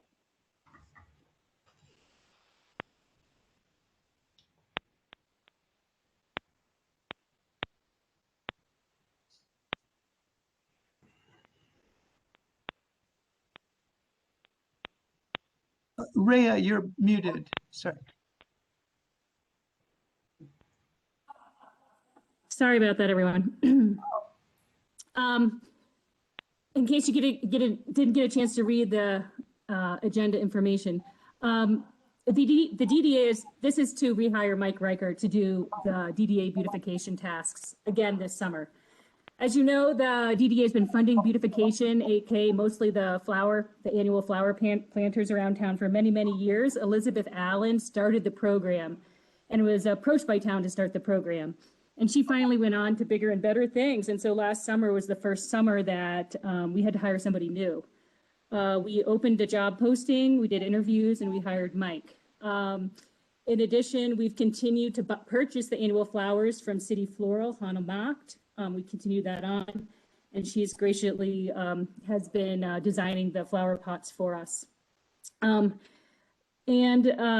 addition, last year we kind of added some additional scopes to the beautification, including like a little bit of weeding and street sweeping and town cleanup, kind of general maintenance tasks, and that was all done under Nikki Dunn. She was kind of the main lead for that, is my understanding. Now, I do want to acknowledge that there was a few deaths of some of the flowers early on, and that was unfortunate, but, you know, I think in general, the program was fine.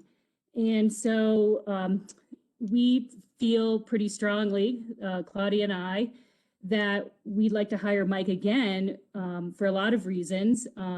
He's already familiar with the planters. In addition, the planters have these water wick systems that he's aware of now that we need to pay closer attention to. Town staff really enjoyed working with him, specifically Nikki.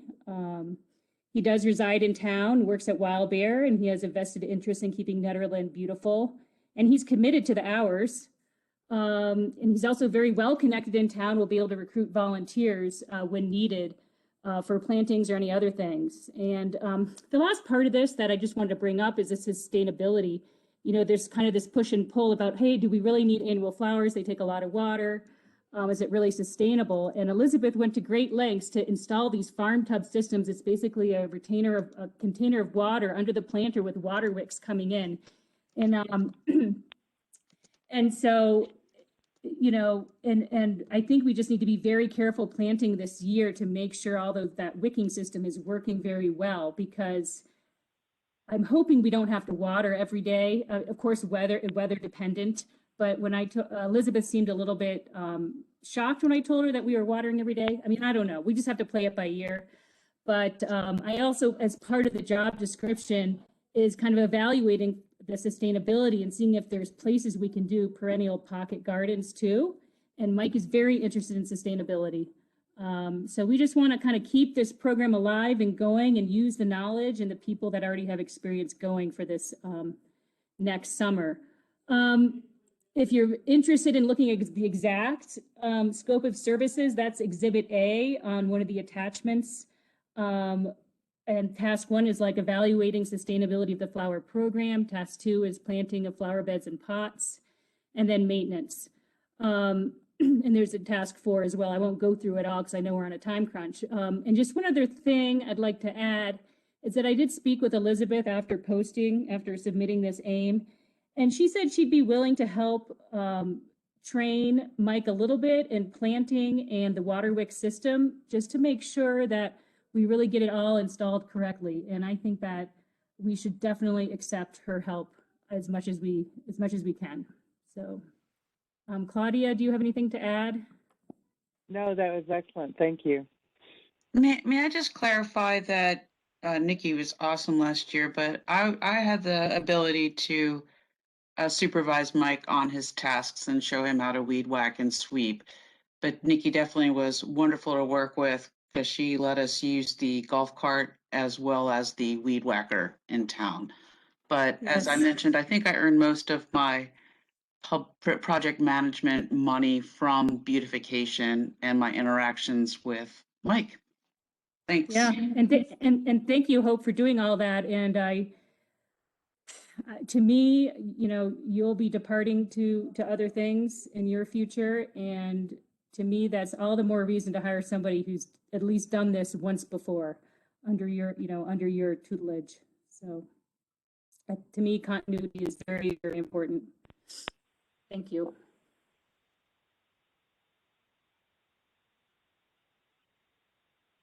Great. Thank you, Rhea, for that overview. And I'd just like to run down the list, and if anybody has any comments or questions for them to bring it up. Jonathan Baumhofer, maybe you could start. No questions. Glad to see we're looking at Mike again. I would agree with Rhea that continuity is very important with this. Great. Thank you, Jonathan. Let's see.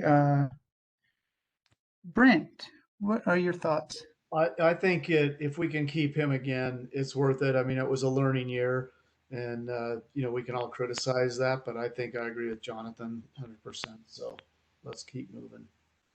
Okay, thank you. Karina. So I just have to say, it just looks so good in town. It's so cool to see all the flowers, and the program really has expanded since, I mean, I was on the beautification committee back when I was on the DDA the first time. So it's just really cool, and I support bringing Rick back on, and continuing the hard work, and maybe hopefully contributing to some of that too. Yeah, thanks. I think it's true. Like getting some volunteers out there will be really helpful. Yeah, I was going to mention something that we did in the past was we went to the businesses and asked if they wanted to have volunteer groups from each place kind of help out with the plantings, like on the bridge, and the planters at the time that were existing, and it worked out really well. And I think we could probably do that again. I mean, I think we'd probably get a lot of people who would have staff members or the owners themselves kind of be willing to help out. Great idea, Karina. Thanks.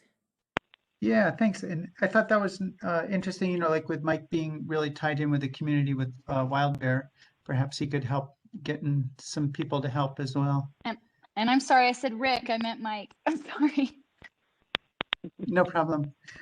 Barbara, can you give us your input?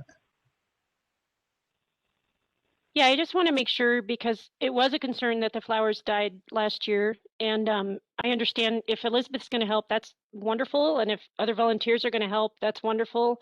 But just to make sure that the project has enough time allotted to it, and that Mike can absolutely commit to it, to make sure that it's done every week, so that we're not looking at it halfway through summer and saying what happened here. So I was hoping that maybe Mike could tell us what his time looks like if we're looking at 15 hours a week. Yes, and perhaps Mike, if you're still on the call here, if you could respond to that, might be helpful. Yeah, certainly.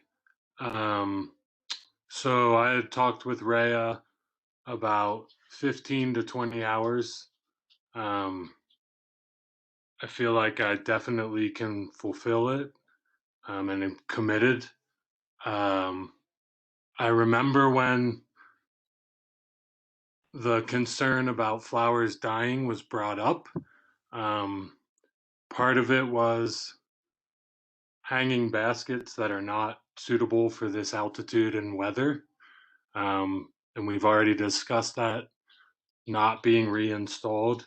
And then the pot that, because I'm going to be honest, I took offense because I worked my ass off, pardon my language, to make sure that everything stayed alive. And there were the two pots outside the liquor store that had some issues. And my opinion of it is that somebody dumped liquor in them, and the plants died because it smelled that way. And to prove my case, I walked around town and took pictures of every single pot. They were flourishing, so I don't feel like it's a concern.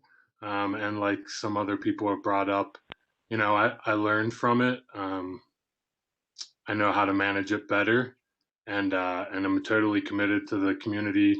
When I walk to work, I'm picking up garbage, just on my own. outside of when I was clocking DDA hours. So, yeah, I'm excited to do it again. I hope you all can trust that I'll get the job done.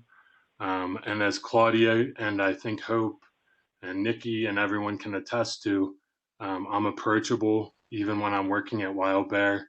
People would come in and ask me about DDA stuff, and I was always open to it. So yeah, my accessibility, my proximity, as part of Wild Bear, we're trying to build a amazing nature center. So, I plan on talking to all the business owners anyway.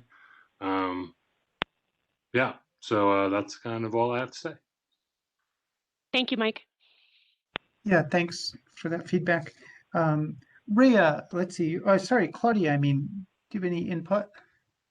No, I think I've had all my input already. Thanks. All right, sounds good. And Andrew, do you have anything to add?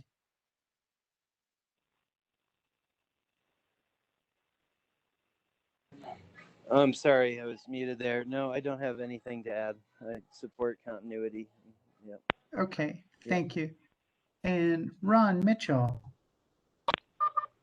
Well, I have demonstrated that I love flowers and I try to grow a lot, and I think we can't have enough. I think it's great to have the program. I understand the abuse of flower beds, something up high you could pour a glass of liquor into. If it's lower down, people urinate in it. I've had that happen. It's really depressing. I too pick up trash out of flower pots because I want our town looking really great. So that's the more flowers, the better is the way I look at it. Great, thank you. Let's see, and then my input is, yeah, just that I think that it sounds good to have that continuity, especially with Hope leaving. And I'm really excited that Elizabeth will, help out. And I think she's just so nice how committed she is to the success of projects, whether she's involved or not. And I think that's what drives her to want to make sure that the planting goes well, and the system that she set in there to help with watering, that would be phenomenal if there is something that she can tweak on that to make it easier to water. But I support the idea of hiring Mike again. I think that is everybody. I don't know, Ray, if you had anything more to say before we made a motion. I don't. Thank you. Would somebody like to make a motion for this item? Well, can I go ahead? I'll make the motion that the DDA rehire Mike Reichert for beautification tasks in 2021. I'll second. Okay. Great. And Hope, could you call for a vote? Sure. Jonathan Baumhover, Yes. Verena Lucia, Yes. Rhea Ortner, Yes. Claudia Schaffler, Yes. Andrew DeWart, Yes. Ron Mitchell, Abstain. Barb Hart, Yes. Brent Chergaskis, Yes. Steve Caro. Yes. Great. Well, thanks everybody. And yeah, welcome, Mike. We're glad that you'll be doing the work for us again this year. Steve, this is Karen, just a little bit of housekeeping. Can you remind me, this is from TIF funds, correct? Yes, the beautification comes out of the TIF. Okay, so I just wanted to know the status of did you guys already go to the board and get a resolution to spend the money? I just can't remember. Well, it was in the budget. I know that, and Hope, you may be able to answer better than me. Yeah, Well, yes, so TIF money's not approved by the budget. The budget is approving your operating budget. The TIF that you present to the board in your budget is just an idea of what you'll be spending the money on. But anytime that you want to spend money from the TIF funds, it just needs to come to the board as a resolution. I'm sure it'll just be a slam dunk. We can even ask the board if we could just do it at consent agenda, since it's the same vendor you worked with last year, it could be very simple. But I just want to make sure we dotted our i's and crossed our t's. Well, I can respond. There is about $12,000 left over from the beautification season last year. Could that money be used to start up the program so that there's no pressure to get that second resolution in? I think the DDA board budgeted 20,000, and it would be really great if the beautification committee could just tighten up the budget for the incoming ED. For example, there won't be free soil this year unless Elizabeth could maybe connect you with some. And then looking at how much the flowers are going to cost and kind of put that in, because the budget is a little different from last year. But there is about $12,000 that hasn't been used on top of what could be engaged through a resolution. You know what? That's a great idea, Hope. And let me just check into it a little bit and see if there has to be any just maybe a courtesy statement that the DDA makes to the Board of Trustees, just letting them know they're going to extend those funds into this year for the same purpose. But if there's no rush or urgency, I can go ahead and do work behind the scenes and then get back to Steve and Hope. Great, thanks. I would like to add that we could put project management funds in this then, or I would hope that we could, which would help the personnel payment budget. And that's a great idea, because even though maybe Nikki could be the supervisor, if you look in the bylaws, the ED is actually the person that hires, supervises, and then reports back to the board on the employee or the subcontractor in this case, just according to the bylaws. Yes, and typically on the TIF projects, we have always been adding that. I believe it's about 5% for the project management on the TIF projects. But I'm pretty sure it wasn't included in that resolution. Yeah, so Karen, I was just a little confused. Are we saying that if there isn't a time deadline, say before our next meeting, that you could do some behind the scenes work as to what's required, and then we could cover it in the next meeting with a vote? Exactly. Okay. Exactly. Great. Well, thank you.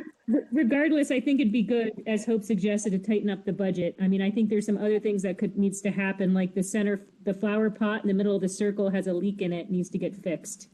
So there's probably some additional things. So it's, we already have a base budget, but, there's some other things that have changed too with the noxious weed steaming that I believe, I don't know if Chris is still on, that I think he's taking on. I know things changed a little bit with the weed steamer when the DDA was going to contribute like $5,000, but then Chris figured out he could retrofit an existing piece of machinery to do that, so it costs less money. So I think there's some of those details that we need to kind of talk about too. Great. Well, and that watering is an issue. Yeah. Watering takes like 2 hours carrying a bucket around. Well, let's get this figured out for the next meeting, and we could, somebody could present a beautification with the budget, and we'll have more information from town, what's required, and then we could work that into next month's agenda item. Sounds good. Let's make a quick comment. I have a watering truck that I would donate for use this year, which does a real good job. It can do a flood in the flower pots in 10 seconds. So awesome. Yeah, great. Let's set up a meeting with Mike and you and other interested parties and see what we can do. Okay. Thanks. Can I ask a question? Yes, Claudia. So what do we need to, what does the committee need to do for next month? Can't we just pass it now and then let Karen work out what we have to do with the BOT? I mean, are we changing anything? We're not changing anything. We still have a motion to rehire Mike, and I think the discussion is, I will spearhead putting together a budget for next meeting just to talk about it. And Karen can still examine her channels as well, in case we need them. But I do feel like it's important to have a good budget to try to go by. I agree, but we could still just hire Mike tonight. Oh, yeah. Yeah. The position doesn't officially start till May anyway, unless we want to change that. But you and I can talk about that in our committee meeting. Okay. Okay. Great. Thanks, everybody. Thank you, everybody. I really appreciate it. Yeah, for sure. Thank you, Mike, and look Hard forward work to. with you all. Take care. Good. Okay. Bye-bye. Next up, we have the paid I'm parking. sorry, Steve, don't we need to pass the motion to hire Steve? Oh, I thought we did that. Sorry. I thought we did that too. Yeah, we did. You did that. Okay, Yeah. we're good with that then. Okay, Okay. sorry. Yeah, no problem. All right, then the next item here is the paid parking. And I wanted to introduce this because it's a little bit of an unusual situation where the Planning Commission from town has asked, they requested that the DDA have a discussion about this and to give, and specifically, they asked a few questions in the AIM. But I wanted to say that I feel strongly that the DDA really needs to focus on the questions that are before us and not get into an overall discussion about, anything pros and cons about the paid parking necessarily, unless how it relates to the questions before the board. And the reason I say that especially is it's not in our purview to be, deciding on this issue, and we weren't asked to decide on the issue for the Planning Commission. I think they're looking for feedback from the DDA just to get a better overall understanding of how this fits into, what's good for the town. And I think that we just need to discuss it as it relates to the downtown development district. And just to keep that in mind as we're discussing, because it is a huge project. I spent a lot of time reading the packets and the prior packets that went before the Planning Commission and the town. And it's just, too much to take on for us to tackle any of those, and it's not in our purview. So the the specific questions before the board are, does the NDDA have any questions or comments about the paid parking application? And does the NDDA have any recommendations for the applicant on his proposal? And the applicant is Ron Mitchell. I think it would be good for Ron to be present just so he could answer questions that we have. And it does seem to me to be a very complex issue. I just wanted to introduce it that way. And I think just to open it for public comment first, and then the board can discuss this as well. So before you start, I just want to note for the record that Mayor Pro Tem Baumhofer has dropped off this meeting just because this is a quasi judicial matter, and he will rejoin when we're done discussing this. Okay, thanks, Miranda. And I'm not too familiar with those types of things, so I appreciate the help with that. And Steve, just so you know too, the way normally these agendas work is that the presentation would be made to the board, then the board talks, then you open up for public comment. I'm just letting you know that's the normal course of action. Okay, I'm happier that way. Yeah. Yeah, That's the way it should go. Yeah. Okay, thanks, Karen. And I apologize, I didn't know that. So yeah, let's we can start out. So okay, for sure. I was going to briefly, this is Miranda, I was going to briefly introduce this just to provide some additional context and then turn it over to Ron. Great, that sounds good, Miranda. Thank you. Why don't you take it from here? Okay, so the applicant, who is Ron Mitchell, he has put into the Planning Commission a special review use application related to paid parking in multiple locations between East First Street and Highway 119 and Snyder. And that is in the parking site plan I included. So the reason that this requires an application is it's a proposed other outdoor commercial activity or establishment, which is allowed in the central business district via a special review use. And so Ron is looking to install kiosks and or parking meters throughout where the diagrammed area is. which again is also noted on this site plan. In the documents we provided you, we did include a narrative, which sorry, I'll just quickly kind of jump over, which outlines the goal of the parking logistics, and the time frame for implementation. And I'll let Ron speak to that a little bit more. As Steve had indicated, this has gone before the Planning Commission on 3 different occasions so far, and there is a lot of detail. I tried to just briefly summarize it for you in this aim here, but if you're interested in reading more, there are links to those agenda packets. And we really are just looking for your feedback. The Planning Commission just wanted to know how the DDA felt about paid parking in the Central Business District. So we'll take notes on your questions and comments and recommendations that you have. But Ron, I'll turn it over to you to add anything else you'd like to talk about. Thank you very much, Miranda. Like anything, when something's been free for many, many years and then you have to pay for it, it usually doesn't sit well. And I can understand that. But in this particular case, there are a lot of problems with the parking. It needs to be supervised. There's a lot of maintenance. When people running are drunk, I guess most of you probably saw the car that went the wrong way up First Street and landed right on the in front of the frozen dead guy shed. We now have to rebuild the wall.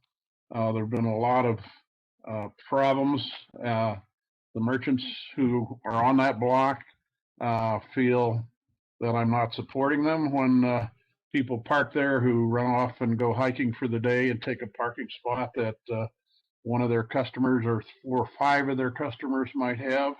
They feel it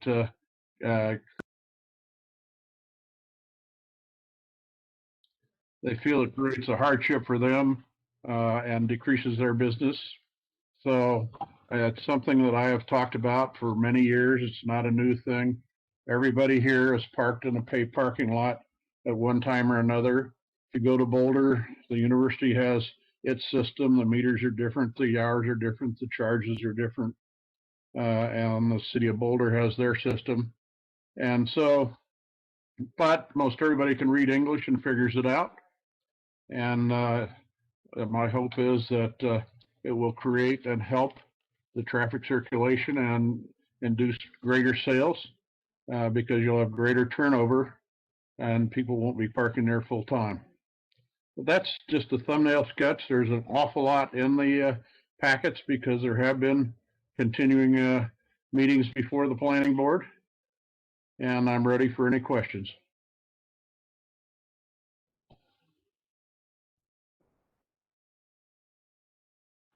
Sorry, I'd like to just call on people so it gives a little order to it. I guess, Brent, maybe if you could go first, that might go to. Okay. Sorry. Really difficult, no-win situation for us, in my opinion, as a DDA to support this. I think we've got kind of a, one of our, our secretary treasurers, the one in this, so it's kind of an automatic conflict, and I would prefer to stay out of it. I think, I can tell you from the ski area perspective, when we proposed doing paid parking, I got crucified. And so I think change is very difficult, to Ron's point. Maybe the Planning Commission would love us to make a comment about whether we would support it or not, but I probably personally and professionally would prefer to stay out of it myself, and think that there's no reason that the DDA, it's not like this is a DDA initiative, so I would prefer to not vote of support or not support of a potential hotbed situation like this. It's just my opinion. That's all I have. Okay, thanks, Brent. Let's see, Claudia, do you have any input? Sure. I agree 100% with Brent. I'm not automatically opposed to paid parking over there, but I don't think it's our place to take a stand on it, and I think it just will bring a lot of heat on us that we don't need. Okay. And And thanks. I mean, I respect that very much, and I feel quite in the same vein.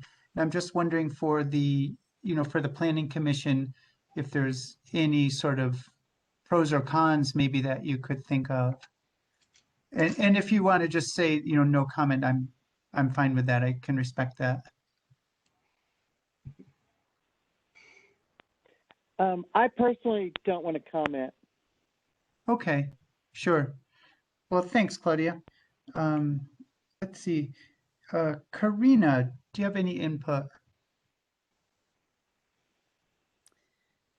So I'm just gonna second what Brent and Claudia said, really. I think that it's something that at this point we should stay out of.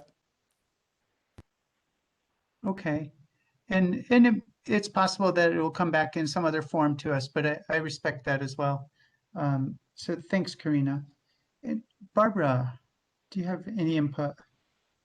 Yeah, I pretty much feel like everybody else. We're not an advisory committee, and I'm not really comfortable sharing my personal thoughts on it. I think that if the town wants to get personal opinions from each business, they should ask them individually. Okay, thank you. Rhea, do you have any input? I mean, I agree. I don't want to take this on. I mean, I think it's kind of weird. It's an action item when it hasn't even been a discussion item. But if the planning commission is asking our thoughts, I definitely have my opinions on this. I can tell you, I pretty strongly am opposed to any person coming and taking photographs of my license plate and taking my phone number down. I would strongly object to that. And I think that, and I haven't read through all the materials, but I am not necessarily against it, but I'd be very concerned how this affects parking, the free public parking, and also how it's going to affect parking on residential neighborhoods. I'd be very concerned about that. In one of the packets, I saw some kind of three-story garage, three-story structure that looked like an elevator for cars. Ron, can you explain what that was? Is that something on the table? No, it was on the table. It's not on the table. It's definitely off the table. Oh, okay. Those, just parenthetically, were for electric car charging apparatus. They're called parking lifts. They're used a lot these days just because of the shortage of space. Okay. And but it didn't set well with the planning commission, so I removed it. Okay. Anyways, those are my comments. I guess I feel like it just, I think it's better for this to really set with the planning commission and the board of trustees, but I did provide my brief comments anyway. Okay, thank you, Rhea. Andrew, do you have any input? No, I'm gonna refrain and echo Brent and Claudia's opinion. I hear, I'm not opposed to paid parking. I'm not necessarily for it. I understand Brent, what he went through, and I will just say I think due to the pandemic and the reservation system, that's probably helped out a lot of the parking and de facto management system. So I think I'm just gonna leave it at that and not say anything else. Okay, thank you, Andrew. And my thoughts are very much the same, that I feel like this isn't for us to be, commenting on or whatever. But I do feel somewhat conflicted about it as well, because I think that it is an important issue for the town. And I feel like we don't really have enough input or enough data to make much of a decision, or even to have much of an idea of what the effect of this would be. And for me, I think as the DDA, as we as board members on the DDA need to address this or think about it in terms of what is its effect on the DDA and the district, not the board. And I think that there's just no way of knowing what the effect will be of having paid parking in that on private property within the DDA district. It did also have the point that in my thoughts are that this is private property and it's not, DDA property, like town property within the downtown development district, where we might have more of a say. But this is more of a matter with a private landowner. And I feel like if we had some way to have a much better understanding of the effects of it, then we could talk about it more. And like I said, I spent a long time reading all the packet information, and I'm thoroughly confused by what the outcome would be if Ron were to add paid parking to all of the or many of the parking lots within the DDA. So I guess I'm saying something, but not a whole lot here. But I do think it's important to note that it's on private property within the DDA and not town property within the DDA. And the other thing, just to repeat again, is I think it's a very complex issue that I don't feel like we as a board really have enough information to go on to give much useful information or feedback to the planning commission or town. And I guess I would say, just as chair of the DDA, if there was another way for us to see this, or somehow if it was really essential for us to give feedback, then I guess we would just have to have more of a framework for what we're being asked to comment on. So I guess that's my whole input. I just realized that it wasn't, that it is set up as an action item, but I'm not sure. I guess that's to answer these questions. Well, I actually didn't mark it as an action item, and I apologize, I didn't catch that on the agenda. We're not looking for the DDA to take action. We're just seeking your input, and so I'm happy to report back to the Planning Commission that the DDA did not feel it was your place to take an official stance on this, and then include some of the recommendations like Barb made about talking one-on-one to businesses. And just generally that there's just an acknowledgement of the complexity of this issue. But we didn't really have much further direction from the Planning Commission aside from bringing it to you for feedback, which we have done. And I feel confident that we can bring back this summary to the Planning Commission. And if they want more information, they'll let us know. Great. Yeah, thank you, Miranda. And I do really feel like that the complexity of the issue makes it all the more difficult. But thanks for that, at least being able to bring back a few things to them. I appreciate that. So I did see in the chat, Kathleen had mentioned that she emailed a comment. Kathleen, unfortunately, the DDA listserv is having some issues. So I will take your comment and forward it directly to all the board members. Thank you. Yeah, I didn't see that while I was going through this. All right. And I guess, should we open this up for any public comment? We should. Yeah. So yeah, if anybody has a public comment on this agenda item, we can have 3 minutes. Please introduce yourself.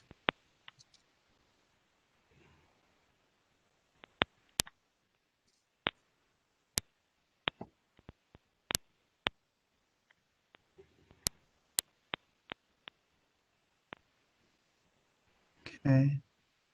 Seems like we don't have any public comment at this point.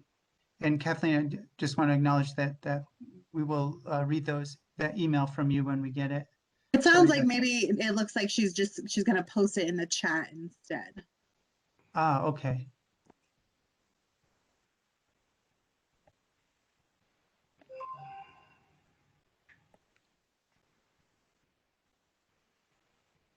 Let me try to adjust this here.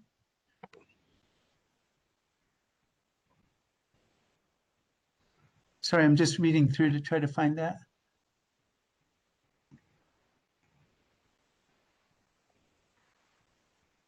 This was was in a recent see it email. if you guys want me to read it. No, she put it in the chat. She said she's a 17-year business owner, a 30-year East Mag resident. In my opinion, the DDA should respond to the PC with something like, we are not an advisory board. I'm sorry now. I got it. I see We it. are not. I've got it too. Do you If you see want it? me to read. Okay. Yeah. That's okay. To what? We are not an advisory board to what private property owners in the business zoning do. We do not micromanage any businesses. We are in support of all property rights, especially use by right in business zoning. We are concerned the town told the property owner an SRU was required at all. Let's see. And especially since the property has been used as a parking lot for decades. We also think it is strange we'd be asked for input on one person's business goals while we were not asked for our opinion to the much broader and more impactful current move to take away businesses used by right, starting with marijuana establishments, but meant as a, and then it ends. Yeah, I see that. Okay. Yeah.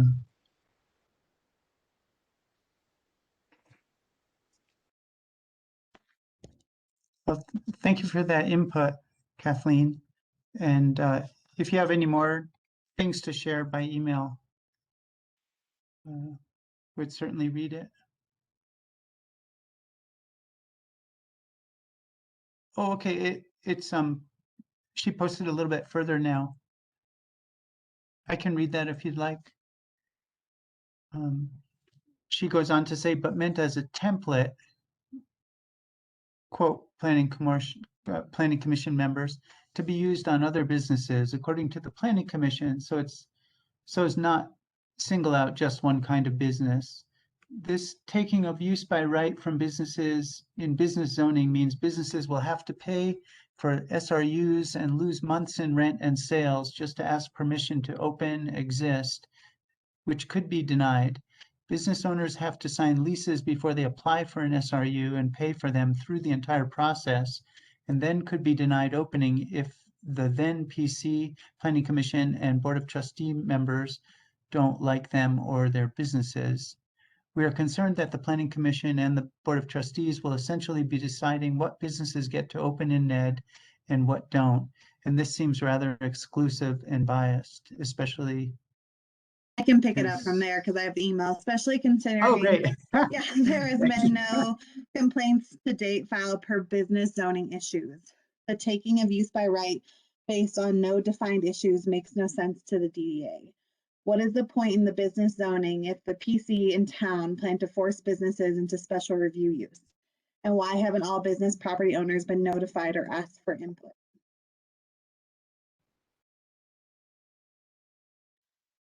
All right. Well, thanks for that. And if there's any more that you send to us by email, we'll read that.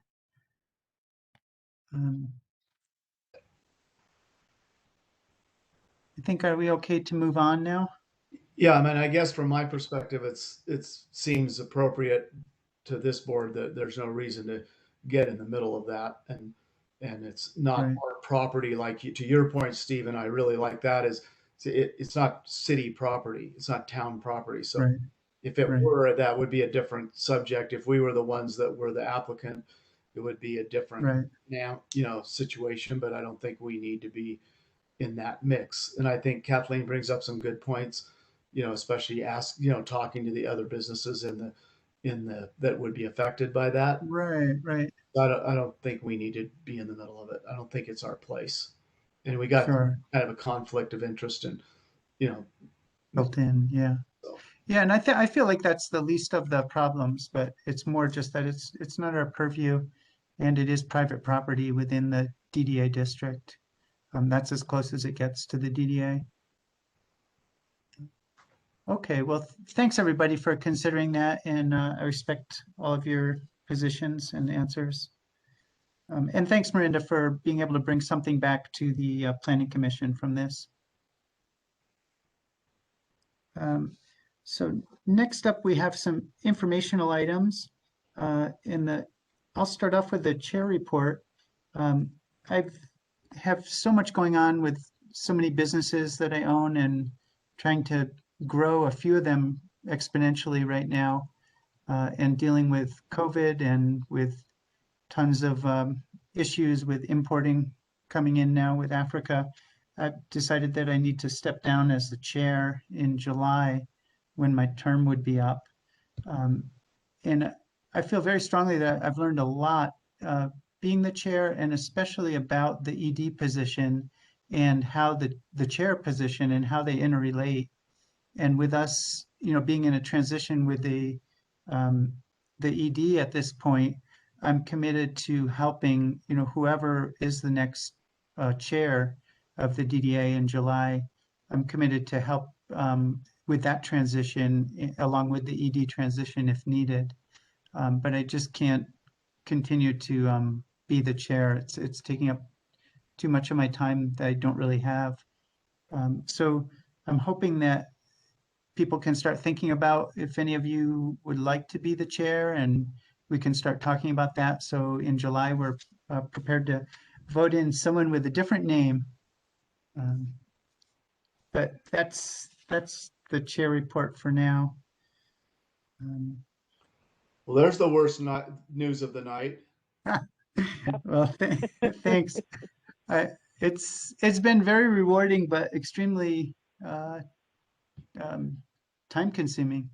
And it's hard. It just takes my focus away from my businesses are sort of at a real turning point this year. And I feel like I need to put all the effort I can into that. But anyway, I'll keep hoping that someone else will step up by July. So I need to step down. Well, again, I echo Brent's worst news of the night, and would love to hear, more, Steve, about, how much time it's been taking you, and then also offer up anything I can do, as you just, pointed out again, going through an executive director and a chair transition when my macro view is that, there's so much interpersonal relationship work and additional work that goes into everything.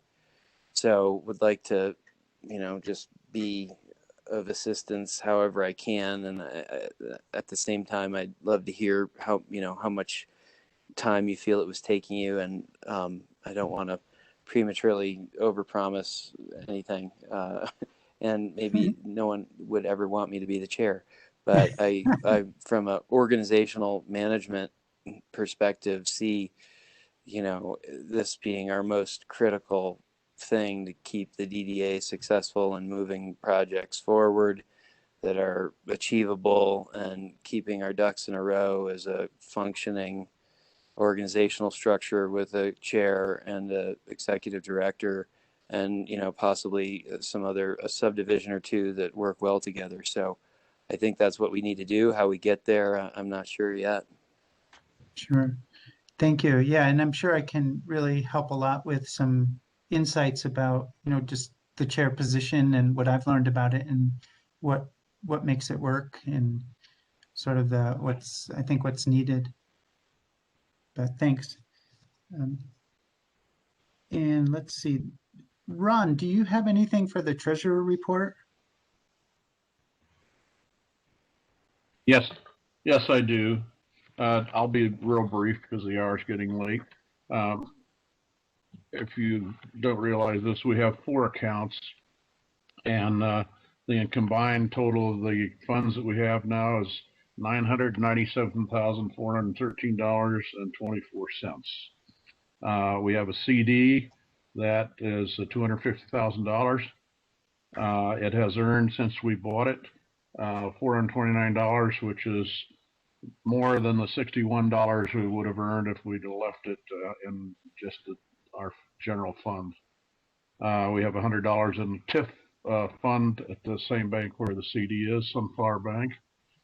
Our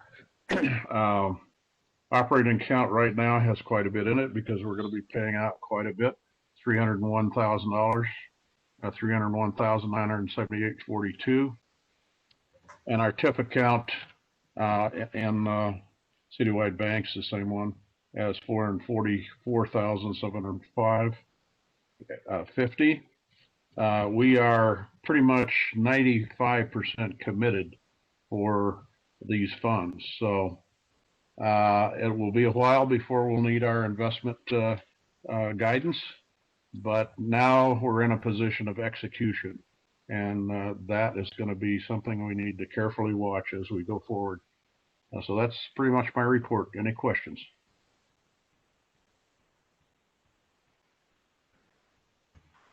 I think my quick question would be, just to clarify, we're 95% committed in that money? I say that given the fact that we have contingencies in almost every project. We're not sure what they're going to be, so we're close to 95%. I'm not going to make that a hard figure, but and we'll have new funds coming in after the 31st of April as the 2020 funds come in. This is what we have right now. We're probably expecting around 300,000 in the next tax season. Okay, good, thank you. But Good job. during this period of time execution, we probably ought to look at new projects and line them up.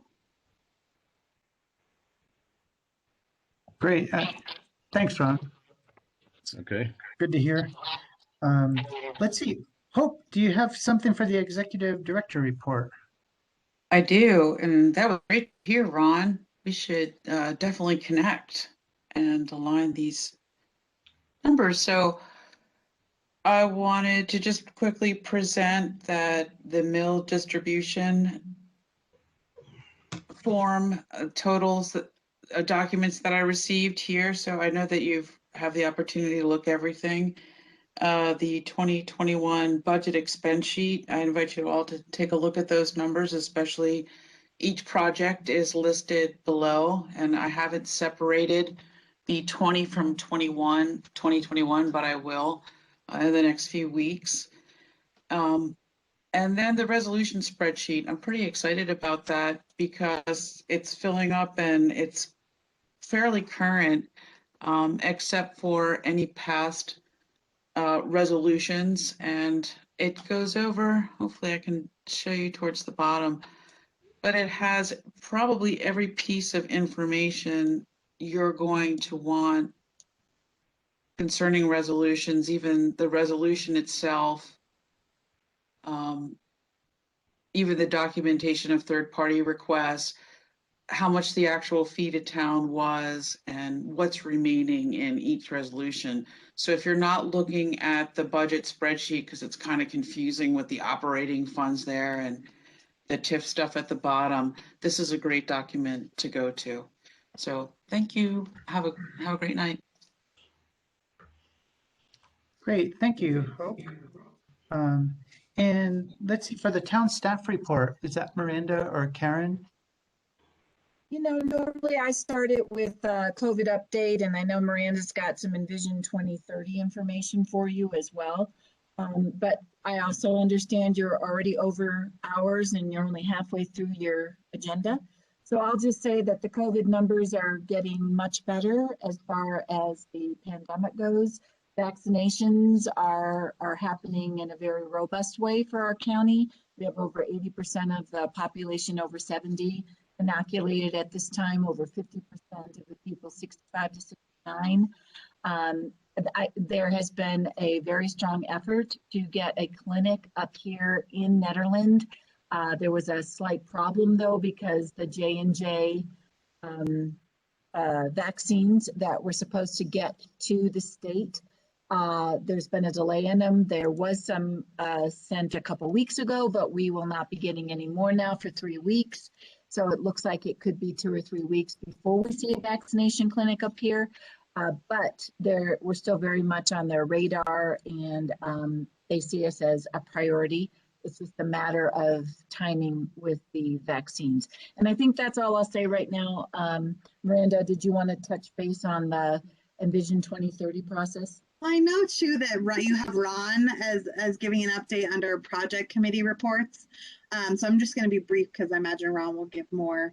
But Vision 2030 is moving right along. We've broken into 7 subcommittees, which are outlined in our report. I think the one of greatest interest to the DDA is the Municipal Government and Economic Development, which Ron is a part of.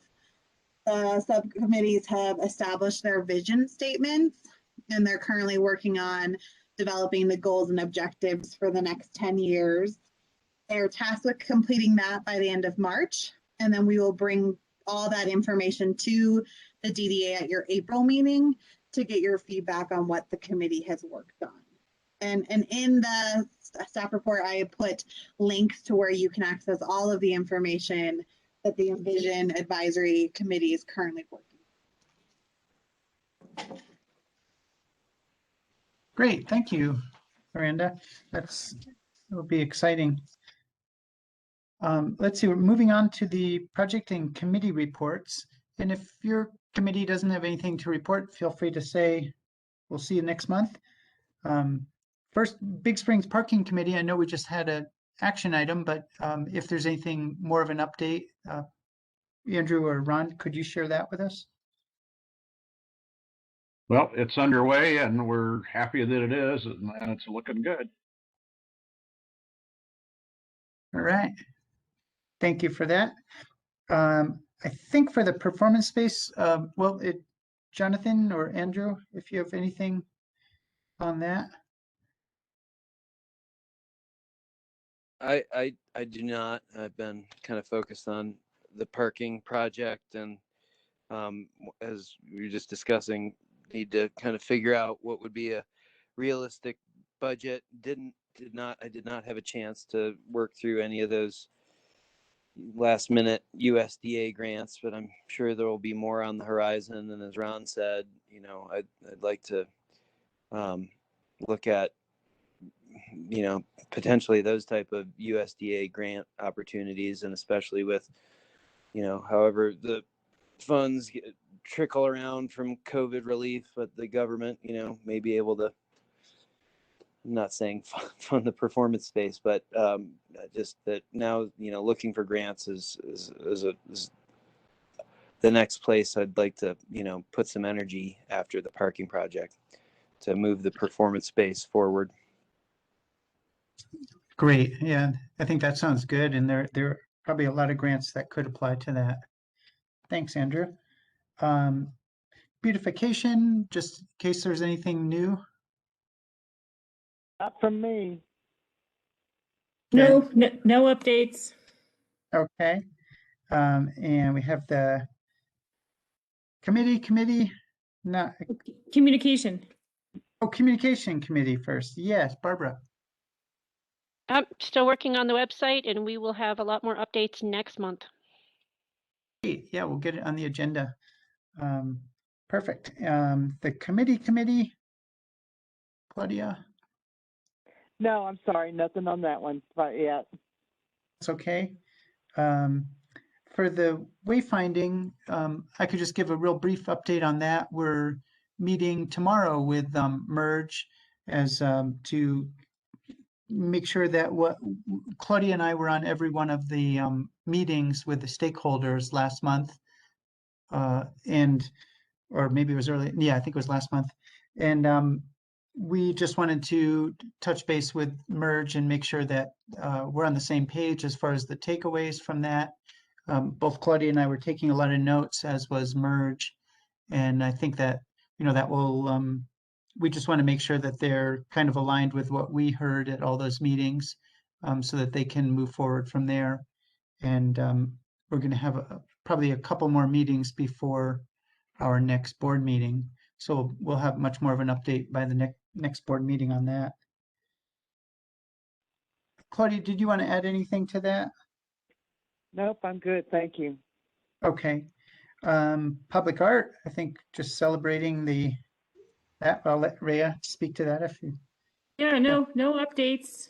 Thanks everyone for all your support in the project. Hopefully the Board of Trustees will pass it next meeting. Yeah, I think the whole town is excited about that one. And then Ron, do you have anything more to add about the 2030, Envision 2030 committee? Well, I think the new format is really excellent. The government and the development committee has come up with a generalized scope, and I think the real meat is going to have this next go around when we do the goals and objectives, because they'll be a lot more specific. I think, I'm not sure, you don't know. I think the committee or Miranda's got the objectives online. They've been whittled down to, the vision statement, which the goals and objectives come after, are pretty good. So they're online, and you can see them there. And I think we're making good progress on that vision. It's going to be very, very different than the Vision 2020. Great, thanks, Ron. I'm glad to hear that that's going well. And let's see, I'm not sure if Chris is still on the call. If he had any updates on the projects funded by the TIF with the Safer Streets or TIP or left turn lane update. He is no longer on the call. I don't know, Karen, was there a quick update we were providing or? Probably the most important thing is that the Board of Trustees did approve sending the 30% design of the TIP project to CDOT. So we are moving along. It's been publicly vetted and it continues to be so. We're following the public vetting process, the Nederland planning process, and of course, putting information in the newspaper. We have a lot of information on our website. So that continues to move along. I think we can wait till next month if you're okay with that as far as the Safer Main Streets goes. And sure. I don't know if, yeah, if that's okay. And I mean, there's a link too if you want to look at that as well. Okay, thanks, Karen. And then next up we have, I just wanted to introduce real quick the 2018 building codes presentation. And well, Miranda, I'll let you actually do the intro because you have more of an idea of how the best approach for us giving you feedback on that.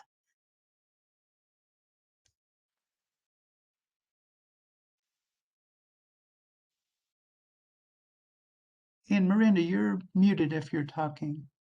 I was talking, thank you.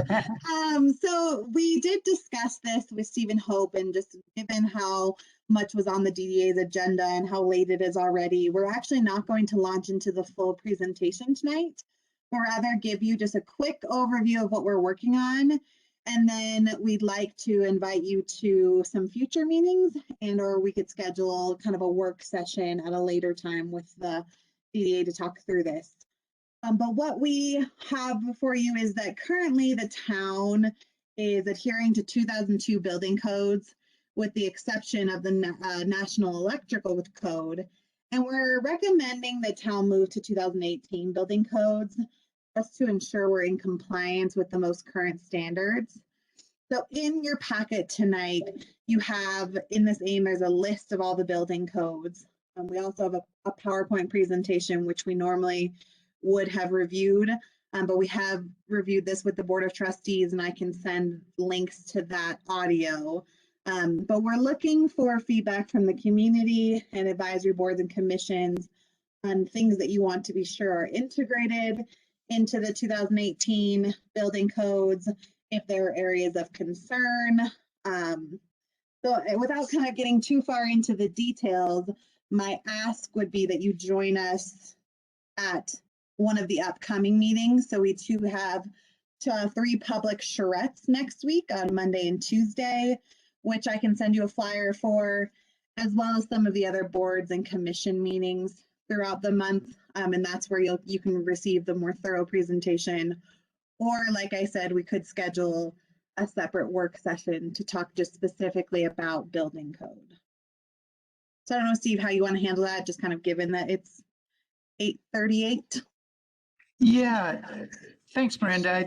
I do think like just a quick overview like you gave, and perhaps if people have any questions for you at this point, just to kind of get them interested in thinking about it and looking at it more.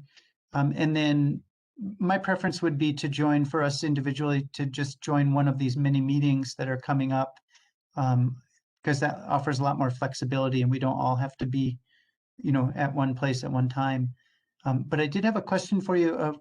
Would we be welcome at any of those meetings, or are there just particular ones we should be looking to join up with to give any feedback?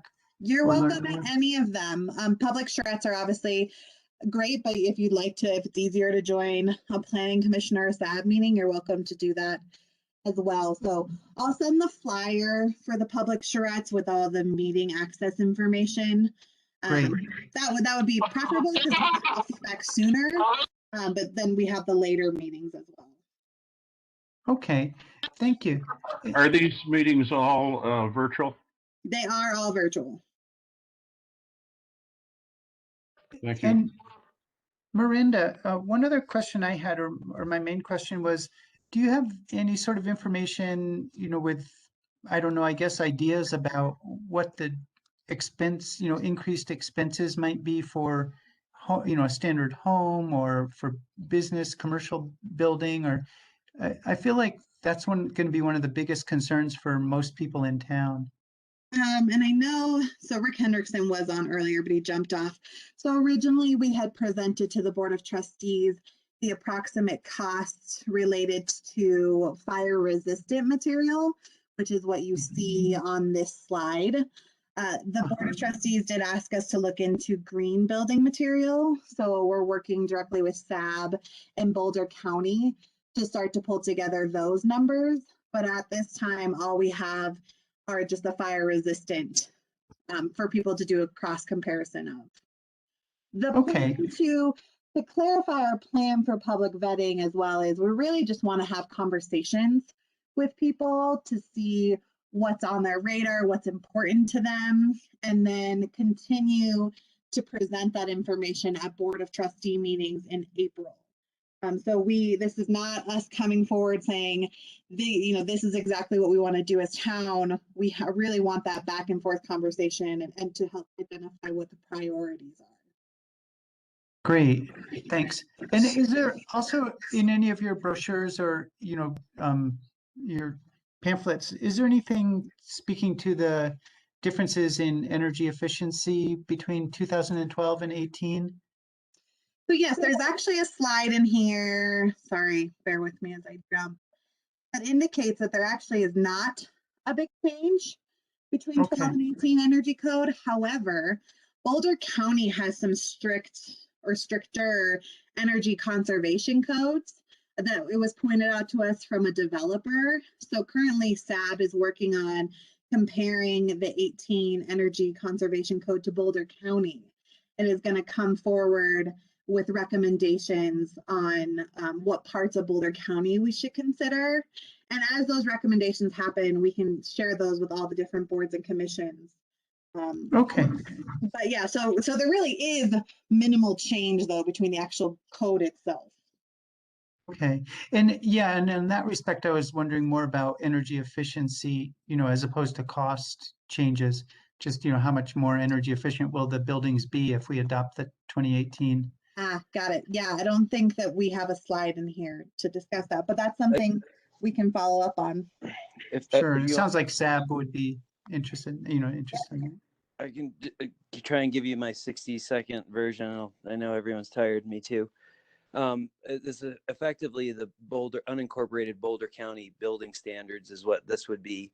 And, being a builder and seeing the impact on homes, as far as both energy efficiency, tightness, and ignition resistant siding, and also living in a place, wildland urban interface, where a fire could come over the hill, and like anything we can be doing as there's the one part of as the builder that's like this, everything costs more and it's a pain in the ass, and we have to do this, but at the end of the day it's like